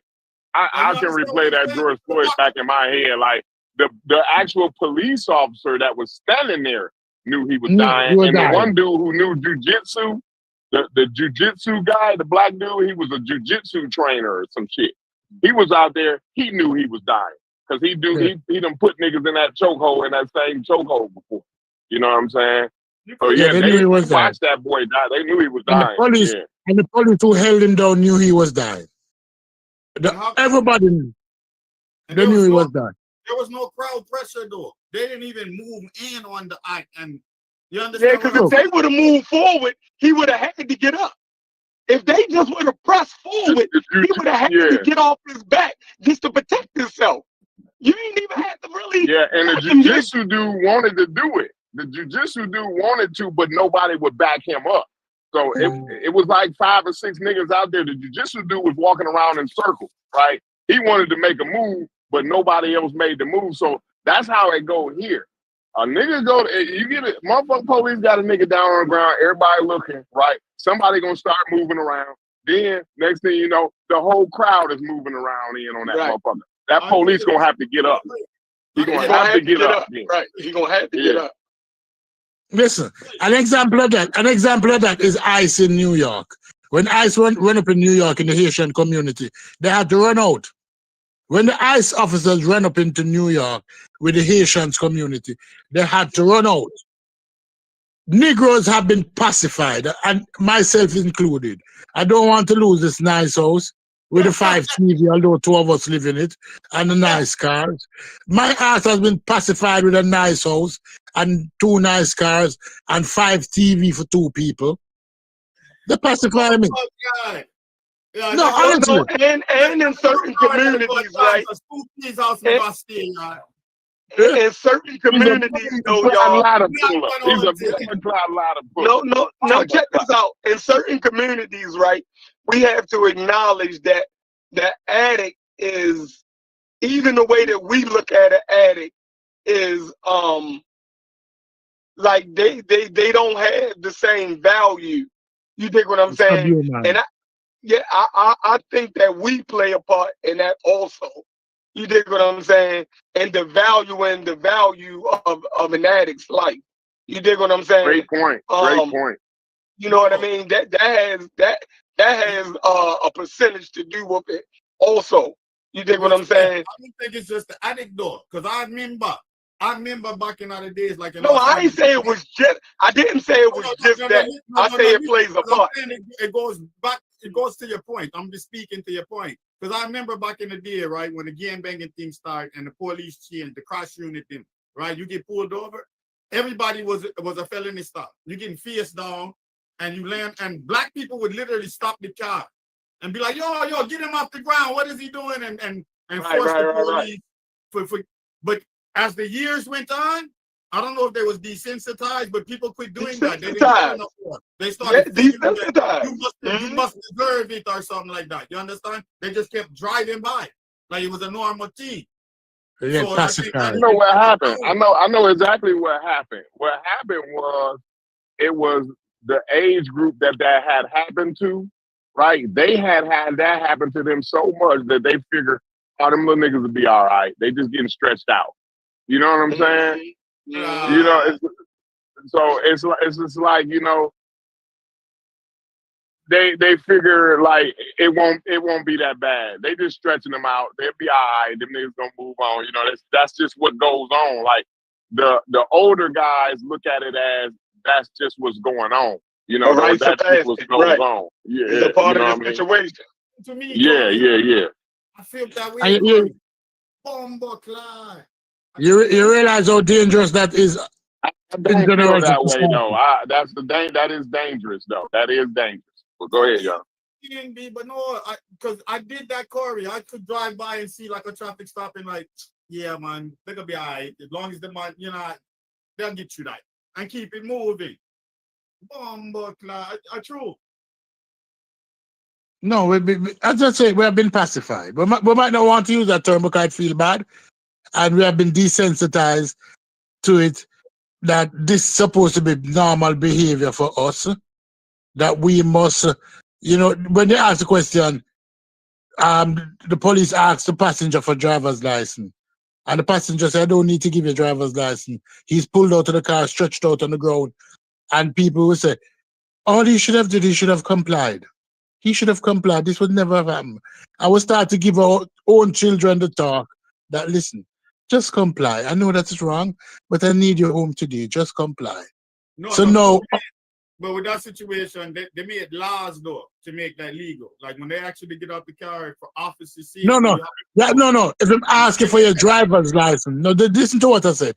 If you're a passenger in the car and the police stop the car, they can't do that to you, a passenger. You're not legally. You shouldn't be identified. But yet still, let's still ask. Let everybody in the car identify themselves. No, they only identify for crime. If it's a traffic stop and you're a passenger, they can't actually. Right, but they still tend to ask passengers to identify themselves. And if you don't choose to identify, sometimes you're charged with obstruction, or you're saying to be obstructing an investigation. We have seen that happen. Yeah, we have seen that happen. Yeah, yes, that happens. But we even tell our own children that, listen, if the officer asks for the license, just give it to him. don't be very compliant. We need you home tonight. You know, we need you home tonight. We'll deal with it Yeah, that's after. against the law. That's against the law. It is against. But And we yeah, have to we keep them yeah, against the law. but we But you have just to trying to do it the get right home way. most You of the can't time. say sovereignty and all of that. That's not Yeah, but we just want our young men to come home, though. Yeah. That's why we tell them just comply, because we Yeah. know it's illegal. It's illegal because this goes back to I think the 1800s or something. Like you shouldn't be, travel should never be molested, right? That's the Fourth You should Amendment. be able to travel without being molested, right? So Yeah. Freedom in a person. yes, Yeah, yes, yes. but But we want to. It's different for black folks, and we all know that. right, So. right. So over time of getting, but over time we will continuously, because we're continuously stepping back, because 60s, 70s, where black people stood, if a line is there in the 60s and 70s, where black people stood, we are far behind that line now. The line that was drawn by the civil rights leaders in the 60s and 70s. We as black people are nowhere close to that line. We have pulled back so far and made so many concessions now that we're afraid to look at where that line was. Yo, Stu Peas, let me jump in. Let me show you. Corey, this for you for understand, right? What Stu Peas is talking about was the passenger, not the person driving the vehicle. Yeah, right? yeah. And he's just talking about a regular traffic stop, not a criminal stop, because the law changed. Absolutely, yeah. Now, I know what you're talking what about. goes Yeah. on is when you're a passenger, right? The police have a policy where they're trying to profile young black people, and they got a little book. So they want the ID to put them on their name in the book for future reference. And you can keep your name out of the book, because I don't need to go in your book. You don't need to talk to me. You just here for giving them a ticket. There ain't no dope in the car. There's no illegal gun in the car. From you doing criminal activity, none of this work. You understand? Stu Peas is just talking about from a position where you are legally there, but then you still submit as though you're criminally implicated. You understand? And now you're in Absolutely, the fight. we all on the same page. Yeah. Now they and then in the next situation, you understand? Now they know more about you. And what absolutely, they got your tattoos. They want to take a picture of your tattoo and all that. Yeah. There's a resistance that you can put up before you even get another book, if you know the law. But this only works if you're moving legal, though. You understand? Right. Yeah, absolutely. Absolutely. Yeah. But you and become most of the time we comply. Most of the time, young black men comply because they don't even really understand that, like, they can get off for illegal search and seizure. Right? They'll comply just because they got a joint in the car. They'll have their rights trampled over just because they got a joint in the car. Yeah. You know what I'm saying? And they don't realize that, even if they find the joint, it was still an illegal search and seizure. They're gonna have to drop the charge. Yeah. You know what I mean? Yeah. But they'll call it the partisan. We're not savvy on the law, and a lot of times it's trouble for us to be, right? I think sometimes it'll cause that black boy more damage to know certain rights. You know what I'm saying? Like, bro, if you just go ahead and give me your ID or whatever, you know what I'm saying, you'll be good. But sometimes, not complying, knowing the law and saying, well, I'm going to stick up for my rights.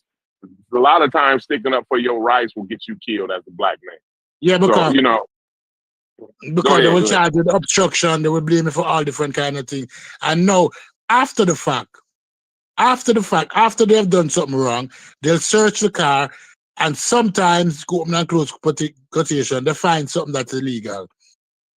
So that is it. That's why I said the line that was drawn by those civil rights activists in the 60s and 70s, that listen, you can go this far and no further, no longer exists. We are almost 100 paces now beyond that line.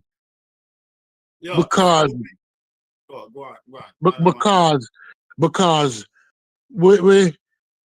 we don't want that conversation to happen, because that's what Tony would say, something like that. Tony would say, Why Stupids didn't comply? He knows that he didn't do anything wrong. If you're innocent and you don't have any wrongdoing, just listen to the police. The police is there for your own safety. Right? This steroid of police officer is there for your own safety. This steroid of police, when you see them sometimes, I see those arms. I say this dude on steroids. And you just laugh. Because you know that he's quick to anger. Anytime you see the buff police officer people, I'm telling you, most of them on steroids. Most of them on steroids. And as a result, they are quick to anger. They're aggressive because of the steroids. So it's best that you sometimes comply. Yo, Stupids. Sometimes they having withdrawals from them steroids too, and they go off and go wild too. Like it's a lot of different shit. Them police they be hooked up on a lot of drugs. Believe me, they want to stay up all night. They get their doctors to prescribe them Adderall, so they eating Adderall all night long. You know what I'm saying? That's why they get out the car. It's 2 a.m. You know what I mean? They hike. They sweating and hiked already because they on Adderalls and shit like that, bro. It's wild, yeah. But go ahead. Yo, what I was gonna say, right? In the late 90s, I quit smoking in my car, right? And I quit keeping ash in the ashtray, any of that. So I got a stash spot put from my tool and them something there. And I just didn't want no problem. And I took off the dark tint and I got all the tint that the state regulated. And I had the car just perfect state regulation. So that I knew when the police pulled me over, right? Any little thing that they're gonna look for is not did it. I won't drive drinking. I don't have no alcohol on my breath. Like everything, like old Mason type driving. You understand? So when the police pull me over, they racially profiling me and they come up out of the car. When they do their little fishing, there's nothing to catch. They're gone. They're gone immediately. Like the traffic stops so quick because they don't have no way to forget at me. You understand? The insurance is there, the license is on point. The ashtray is open so you can see it's no ash in the ashtray. No, I don't smoke. Nah, I'm a Rasta, but I don't smoke. Where I chat for? You don't smell no weed. There's no weed on me. You don't smell no weed on the clothes, the car. I don't even like have incense in the car because they use that to think say you're trying to cover a smell. You understand? Because that's the way. If y'all go use the law, that's how you have to move within the law. Like you can't use the law when you're fucking up. It don't work. Because now you're trying to use the law to get around something. And you know, say the man might go press you on that. You understand me? I see it. So it's a way. And we have to educate the youth that we know you want to be fresh. We know you want the car that's too low for the city limit. And you want the dark tint that the city say you can't have and all of this. But all of that is giving them the opportunity, which now they're going to use. And they're going to come with the Adderall and with the withdrawal and with the steroid and with all the other fuckery. And as black people, we do. It's just what it is. You understand? But you realize that based on what you just said, that we're at a constant disadvantage because we now have to always be cognizant of our situation. It's like we're living in an environment full of predators. So we cannot misstep at any time, or else it's going to be to our own detriment. How can anybody live like that? Where the law now become a shackle instead of a guide? Well, what I think it'll do is real talk. It'll make us better in our citizenry when we have our own place, because we understand how law can be abused. So we want that. You understand? So the way we will act and move in citizenry won't require that. You understand? So we'll have people that respect road laws, people that respect what we prescribe for the general welfare of the state, because we're not going to use it to abuse the freedoms. We're going to use it to enhance and control public safety, what it was meant for. But it's because we know what it can do when it's turned against you. Because that's the only positive I can see is getting out of this. It's no, but even then, Rasta, you ever go in a city yet? In a city, and not in a city. Let's say you go in a what them call it here now? Like Miramar is a Pembroke Pines. You go in Pembroke Pines, but Pembroke Pines run east to west, and you enter Pembroke Pines on the most eastern end, and a police car follow you straight through Pembroke Pines, nearly 3, 4, 5, 6, 7. A police car behind you for 10, 15 minutes straight. Yeah, me know that way. And you there fret the whole of the way. You know, me stop fret panding. Because me know No, I not fretting. My car clean, everything. My license good. I don't have nothing. I don't have anything outstanding. I'm not fretting. But is the audacity of the situation where this officer is following you, hoping that you will make a mistake, giving him justification to stop you. Right? That's an environment that is not conducive to healthy living. Because what he did to me was increase my stress factor. I agree with and a situation that I should not have found stressful. Me driving home. I agree with that. Me driving home. So we now live in an environment that our stresses are increased because we have to be very compliant. So you go in a car and you can't make the mistake of not checking your tail lights or your indicator, because the day that they're not working is a day that you know that you'll be stopped. You understand what I'm saying to you? So the stress factor for the average black person. Everything you say, man, it increased the stress factor, but that's why I'm saying that really, if you really look at it, and they're asking you like, yeah, okay, you gotta comply with all of these policies that we put in for public safety, right? Mm-hmm. Otherwise, we're gonna interact our racism and this and that there upon you. So if you have done all of that, right? In the back of your mind, there's still a fear there's something to happen to you, right? But you should still not allow that fear to offset the fact that, no, I'm a responsible citizen. You understand? And I'm just moving about my day.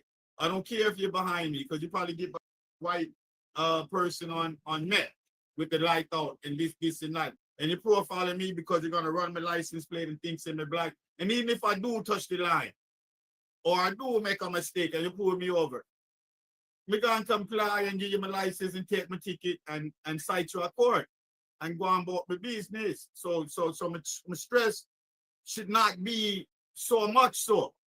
Because you understand, when you're young and you know, say, I'm dirty, or the car is in somebody else's name and they don't have insurance, but I need this to make the move, and the car is burning oil, so it smoked too much and it's gonna have a tension. No, but I'm not talking about those negative people. Yeah. I'm talking about people who live in lawful, healthy life, but have to operate. There's a negativity, you carry it over into the healthy life, and you think, say, like you expect something negative to go on if an interaction occurs. Yeah, no, but let's be honest.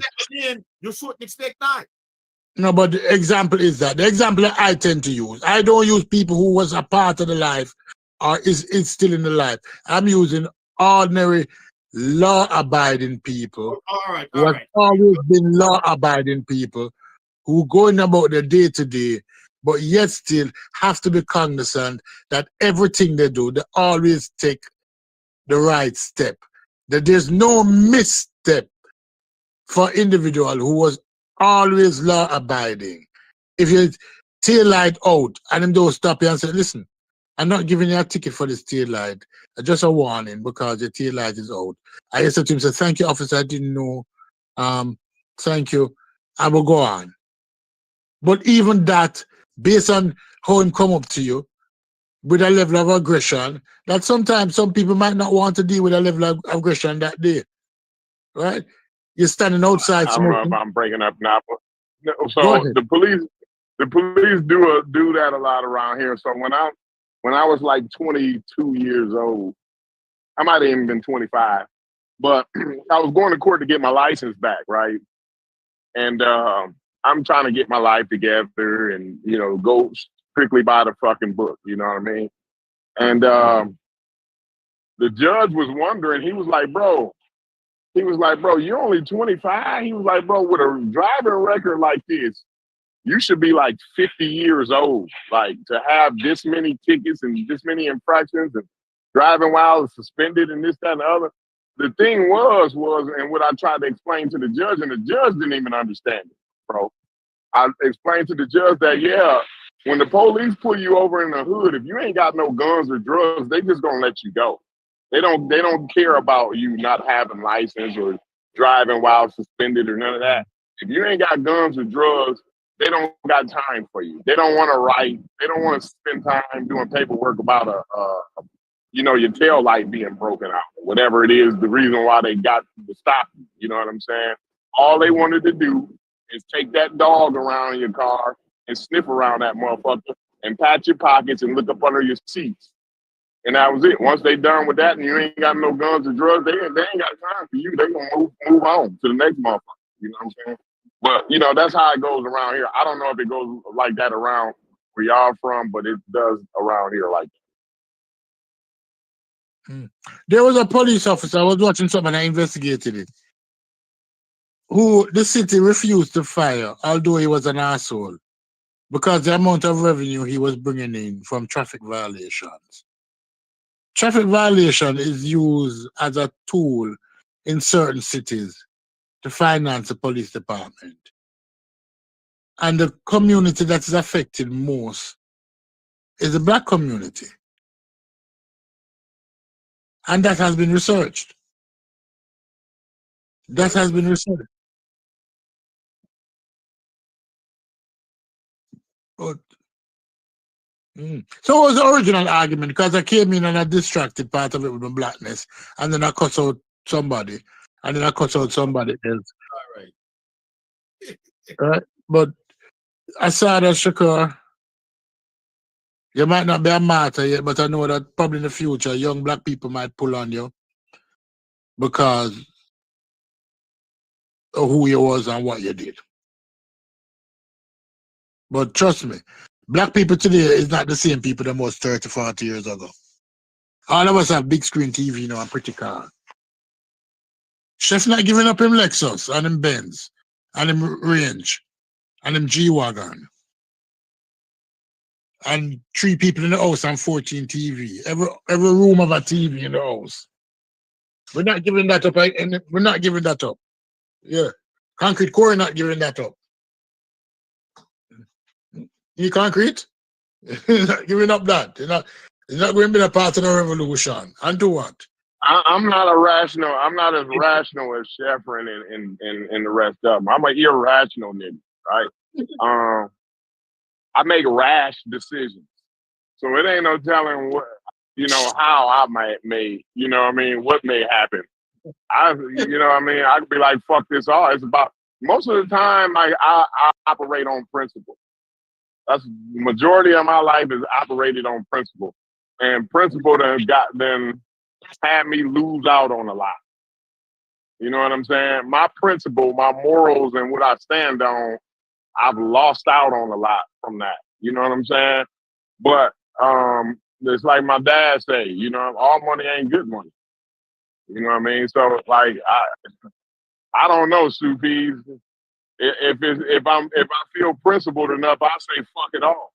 You know what I mean? I'm just one of them type of rash niggas though. You know what I'm saying? Well, I think I've always had the luxury to be rash like that, right? So I got a network. I got a network around me. That's kind of like my safety net, So I kind of got the luxury to be a little more rash than others, I guess. You know what I'm saying? Yeah, that's a problem. We don't have the luxury.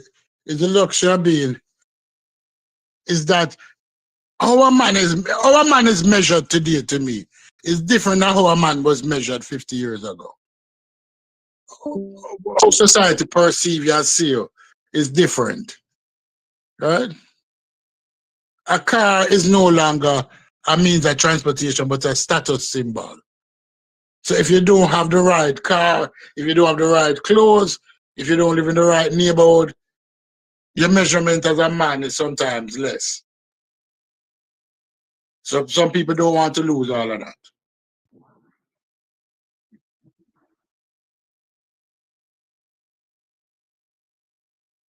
Yeah. That's the absolute truth, especially today. Yeah, I've never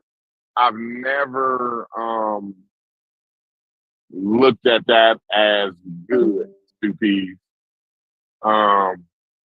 where you see a lot of people measuring themselves. I see it more where people measure themselves by, the car they got or the clothes they wear or the house they live in and shit like that, right? And even, measuring themselves, they don't, by those standards, you lose integrity. When you start to measure yourself by that standard, you start to lose integrity. Hold on. Let me get on this, Corey. Isn't that a byproduct, like the negative part of Americanism, like that consumerism? You understand? Because that's what I wanted to ask. I wanted to pose this question in the light of what I just said. Is there a difference? Let's say you're working as a revolutionary. In our spirit, you're revolutionary, but your concept is to improve and make America stand up to the Constitution and deal with equity and try and solve the imbalance and make things fair or level the playing field as much as you can for the future generation. You understand? And using equity programs and ray. And that's how you're fighting as a revolutionary. To someone that's fighting as a revolutionary that wants to just destroy America and start again. So what I think about that? Is there a difference between the two? Are both like celebrated, or is one upheld more so? That's a difficult question right there. That's actually more difficult than I've never really thought about it like that. I need a minute to think about that actually, because because we don't see eye to eye, don't mean you wrong. You know what I'm saying? So because I want to build up America and make it stand up to the Constitution, and you figure the best way to do it is just tear the whole motherfucker down and build it back up the right way. You know what I'm saying? I think we're trying to reach the same goal. I just think we're just taking two different paths. And two different paths, you might get to the same destination, but the outcome may be different. You know what I'm saying? So by the time you could drive to the destination, Stu Pease could fly, and I could jog. You know what I mean? We all get to the same destination. You done got in a car accident. Stu Pease flew comfortably and got off the plane and took a limousine over there to it. And here I am still running. I done fucking collapsed trying to run to get to the destination. So, you know what I mean? Like, I think it's the results that come from it. You know what I mean? I don't know what's better until we get the result. You know what I mean? And anybody else want to come in?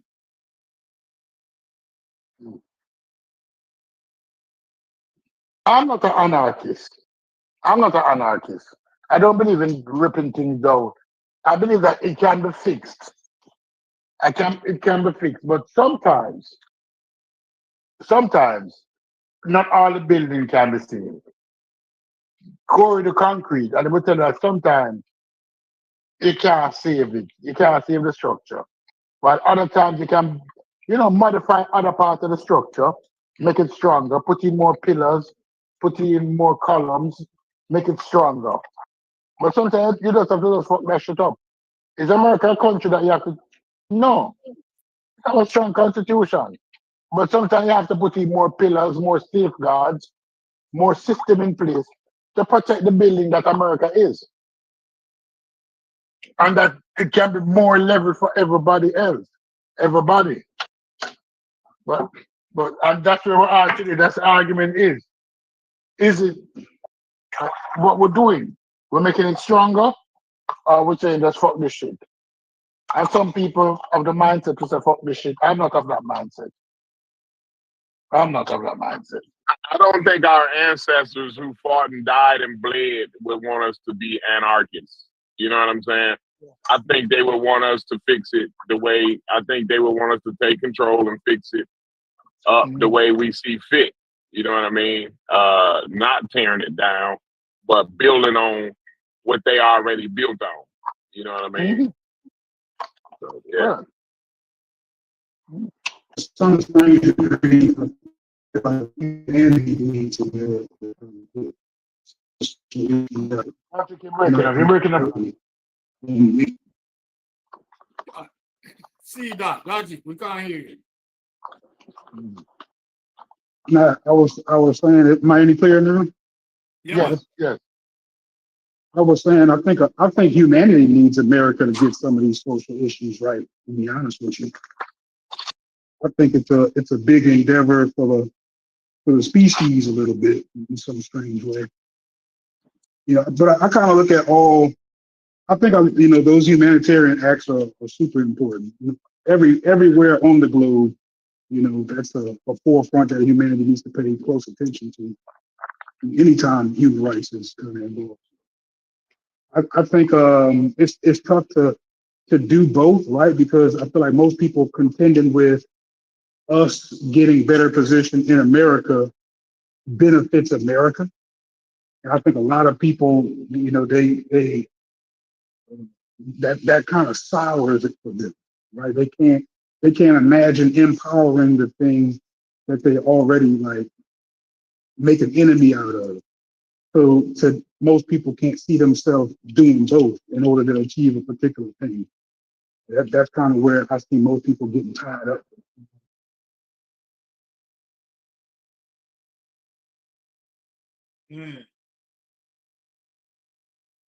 Okay, I think it's an interesting question to think about. All right, but we can ask this question. I'm of the position more like logic see. Because I really think from America released that concept about individual rights and this and that, it already impacted the world.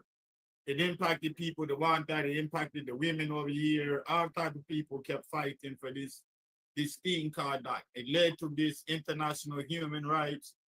So if America could actually really enact that, then it would affect the rest of our world. It would be a revolutionary thing if they could level the playing field. So I do agree with that party. But I also can understand the people, they say they want to start over.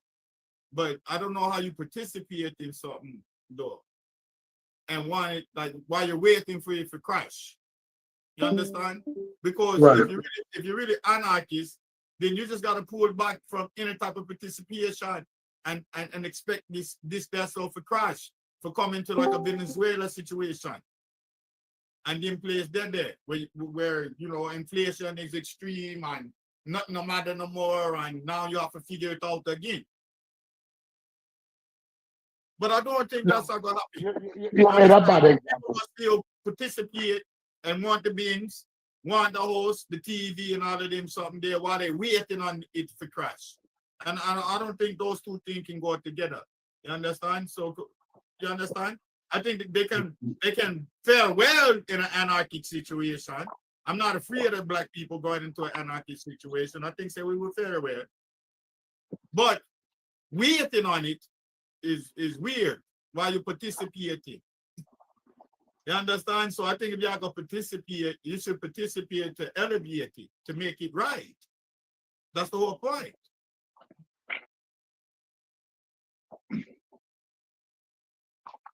So You use Venezuela as an example of anarchy. And I don't agree with you. Because Venezuela crashing is a result of two things, both internal and external factor. Because what happened in Venezuela is that it was super amplified.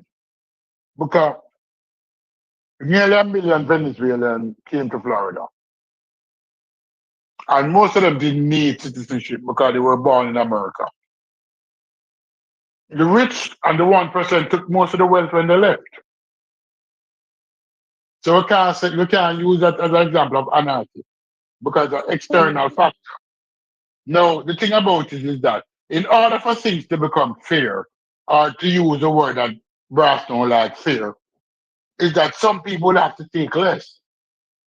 Put yourself in the shoes of a 1%er or a billionaire. Would you be comfortable in your taxes going to social issues? Not many people say no. They're not responsible for anybody except themselves.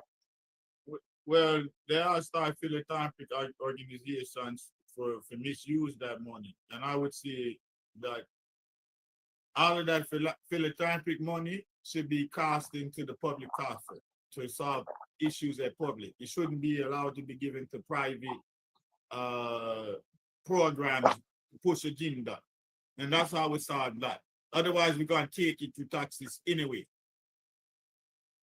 So I would make philanthropy like a national thing, and then that would fund all the inequity. Like you can't go and use philanthropy to back Annenberg to make bullshit books and control public education. No, we're not gonna allow the money for that. We go no Annenberg. It's a general account, and this go to fund Black College. So that's what I would do with that. And then as a rich person, I have to do philanthropy anyway, so I would just contribute to the government philanthropic pot rather than trying to create, you know how they do with the money, the Carnegie Foundation, the Ford Foundation, and then when they use that to push the white supremacy issue and little aspects of society. You understand me, I say. So that's how I would deal with that if I was wealthy. But the system we have now, because money has speech, then they do philanthropy. Like I said, them organization, they go around and confuse and mislead the people there. And I think say no, that should be a government fund. And all rich people have a certain amount of money. Yeah, man. Because you give it away at charity anyway. So that should be a general fund. And you have to go to government for your charity organization. And you have to get audited regularly. If you were in charge of government, would you raise taxes on rich people? I would proportionate the tax and use that, like I said, the philanthropy and all of them someday. That's No, if you would raise taxes. You would pay regular tax, but then your philanthropy money would go up. That would be a whole different tax because you would go to the philanthropic bracket. What is regular tax? Eh? What is regular tax? Well, like the general taxes we pay, like what's going on now, that would stay probably proportional to the regular society and this and that. But what I would do is I would add a philanthropic tax. Like you moved into the philanthropic class, where if you don't take this money and do it and put it in the philanthropy, we're gonna raise your taxes so much so that you wish you had put it in other philanthropic. Let me use an example. Let me use an example why that wouldn't work. Let's use Jeff Bezos and Elon Musk. Okay. Do you think that they get taxable income? Do you think that Jeff Bezos or Elon Musk get taxable income? I don't think so, no, but I think the corporation. And the No, they don't. No, they don't. They're both paid in stocks. No, the corporation do all of that. The trust fund do all of that. No, they get paid in they get paid in stocks. They don't get paid in cash. Yes, they get paid in stocks. So who are you going to tax them?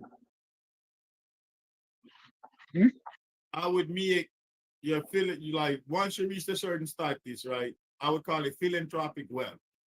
So if you hold this much wealth, or you had the ability to transfer this much wealth in stock and this and that, then you would be in line for this philanthropic tax.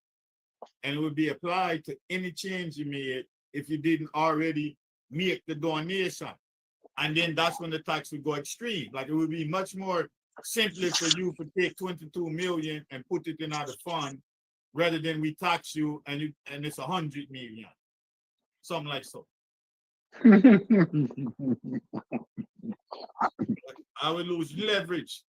Go someone. You're not transferring nothing if you don't put nothing in our pot over there for the black people and the poor people out of the world.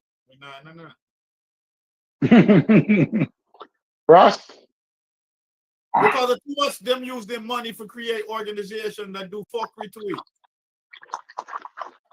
So, the government's supposed to be the place where, man, you know what I mean? We have some type of mitigating factor. We have some legal document that must uphold.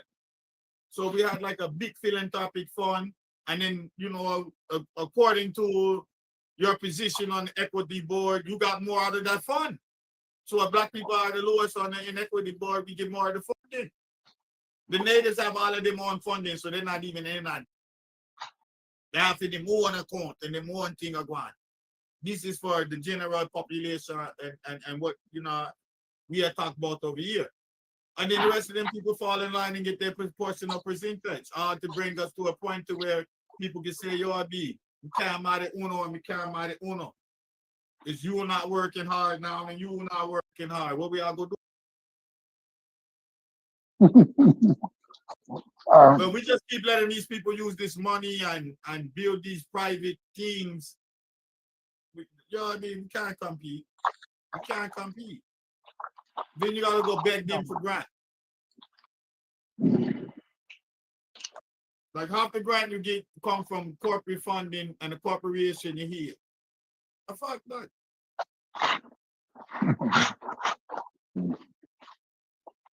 You understand how government get funded? How government get funded for the day-to-day operation?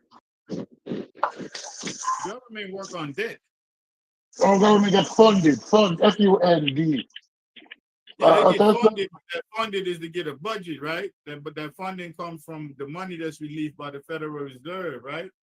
To fit the government budget. And then when they collect the tax, that's supposed to be to go to maintain the general welfare of the police.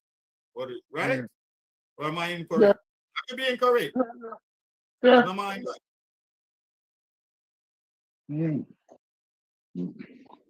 And they collect taxes from many different avenues. Tariffs is one. Even before Trump raised the tariff was always a measure for collect taxes. Income taxes, business corporate taxes, we have all different kind of taxes.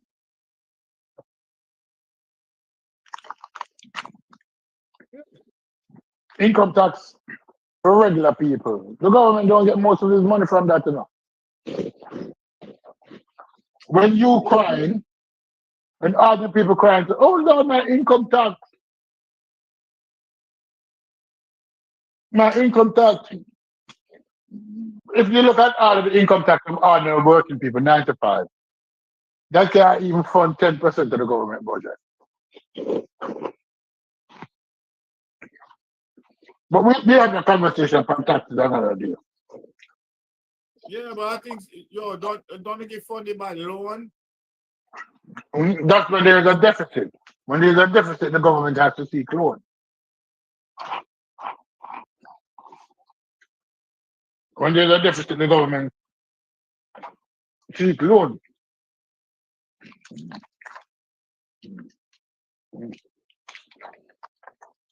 So like for the last couple of years, we're operating under a deficit since COVID. So that's why the national debt has ballooned to what it is, 32 trillion. Because I had to put systems in place to come back after COVID. The reason I'm saying this is debt is because they're always managing debt, and the debt keep growing by the trillion, the debt clock, and all of that. So there has to be some type of leveraging going on in order for them to achieve the financing. That's why I control the inflation, and then the Federal Reserve look to see how much money they're gonna regulate in circulation. So when I'm saying the government it funds itself in debt, that's where I'm going for. Like the actual exchange of money is supposed to be what the GDP, right? And then what they can use to actually maintain or provide projects for the infrastructure, which is failing because they're spending so much money on the fucking debt. No. And that's one of the places I think say the jobs are gonna be and the or sustainability be building up infrastructure.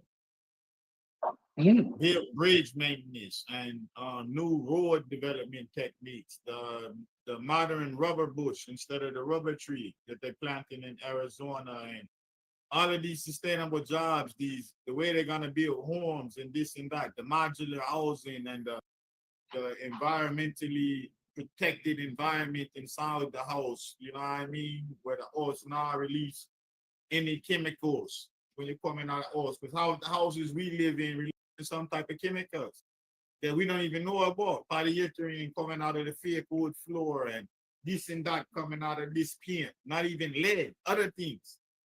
And they're starting to not use those things. They're starting to find different ways to build product.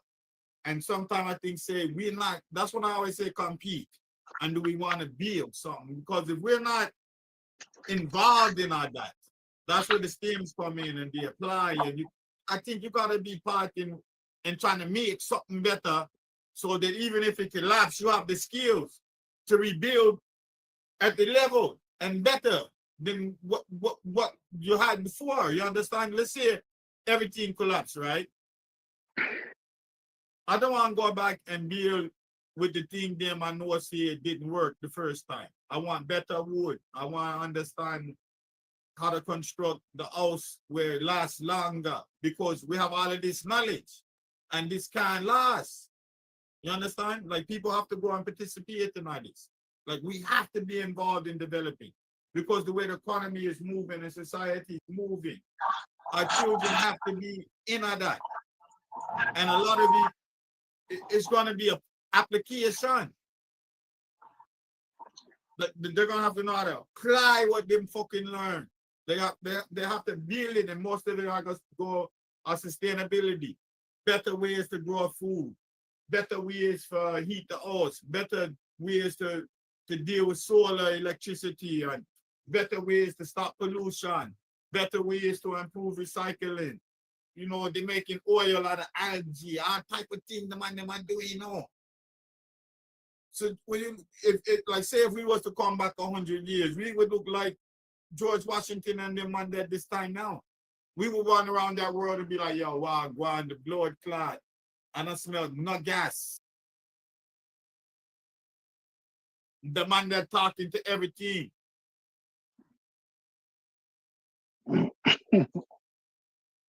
the man that just pressing some button and food is made at home and the stove is already heating up and some robot done put the chicken in the oven and the man there is in the car watching the video on the front screen and the car just driving. You wouldn't know what to do.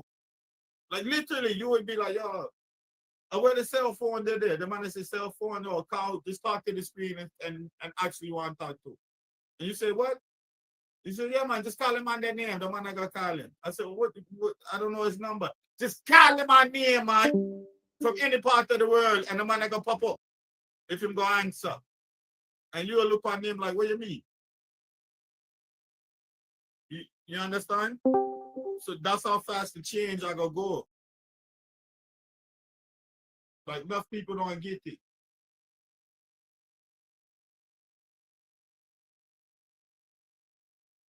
I do, because I watch the youth, the way they work the phone now. I can't compete. That's why I gave up video game and all of that shit. I can't compete with it.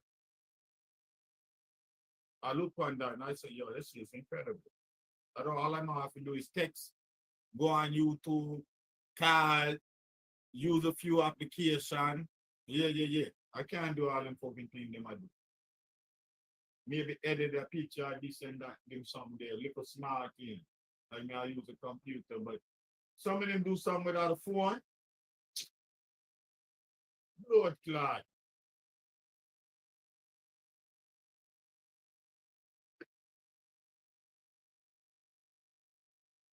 I'm still amazed when I go to a grocery store. Them niggas just start waving the phone over the little checkout thing. They just be waving the phone. I mean, hit a couple of buttons, they just wave the phone.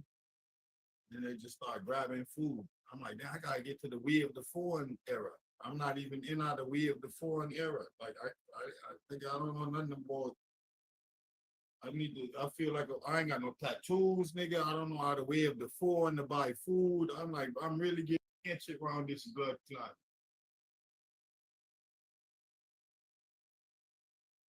I ain't got no car with no computer in it with the little screen where I can just Google whatever the fuck I want while I'm driving. Not none of that, man. Oh, deity.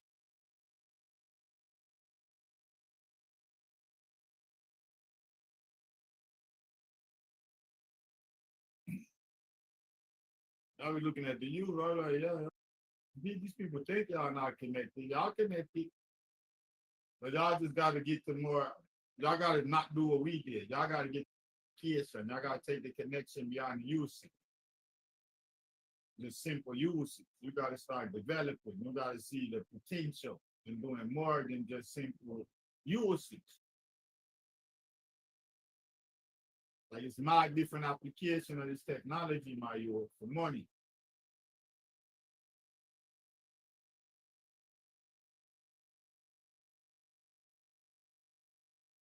And that's how we see a lot of it.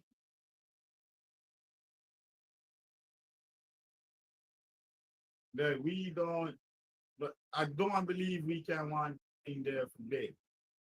Like we have to want to continue to compete. And the competition is at a scale now that I'm amazed. That's why I say even the little things the youth do is outpace me. And I can't imagine just the real society outpace me. Even of me, I put myself in on this. Like I know I'm outpaced. I don't know nothing about sensors and all the shit they're doing with silicon and what they're developing to make the sensor. I hate when the sensor go about it out of the car. Fuck is this? Man? I don't even need this sensor, B. I don't care, B. I know how to check my tire pressure, B. I know how to keep the seatbelt on, B. I don't need all of this and that and rare, but that's how this world is moving. Everybody got ring doorbell. I don't have no ring doorbell. I have one camera. And I know I'm behind in the time and technology. I know it. But in my mind, I'm like, why do I want that? Because I think different. I'm like, yeah, it might protect me, but if somebody gets shot over there, so the police gonna come and they're gonna want me to free up my camera, and now I have to go a cart and I have to sign this and that. And don't y'all have cameraman? Isn't camera gonna be everywhere outside? So why I have to put camera from the house? That's how I think about it. So eventually, ring I go out of business because camera go dead there everywhere. So you ain't gonna need no ring camera. You ain't gonna need no because the state gonna have enough camera for all no. So do I need to invest in a camera? For my house. I said, no, we just kind of weird, man. Because they say, hey, you know, everything double, you know, Mars law, technology double every 6 months. I said, pretty soon, you're not going to need none of that. So don't buy that right now. Just weird.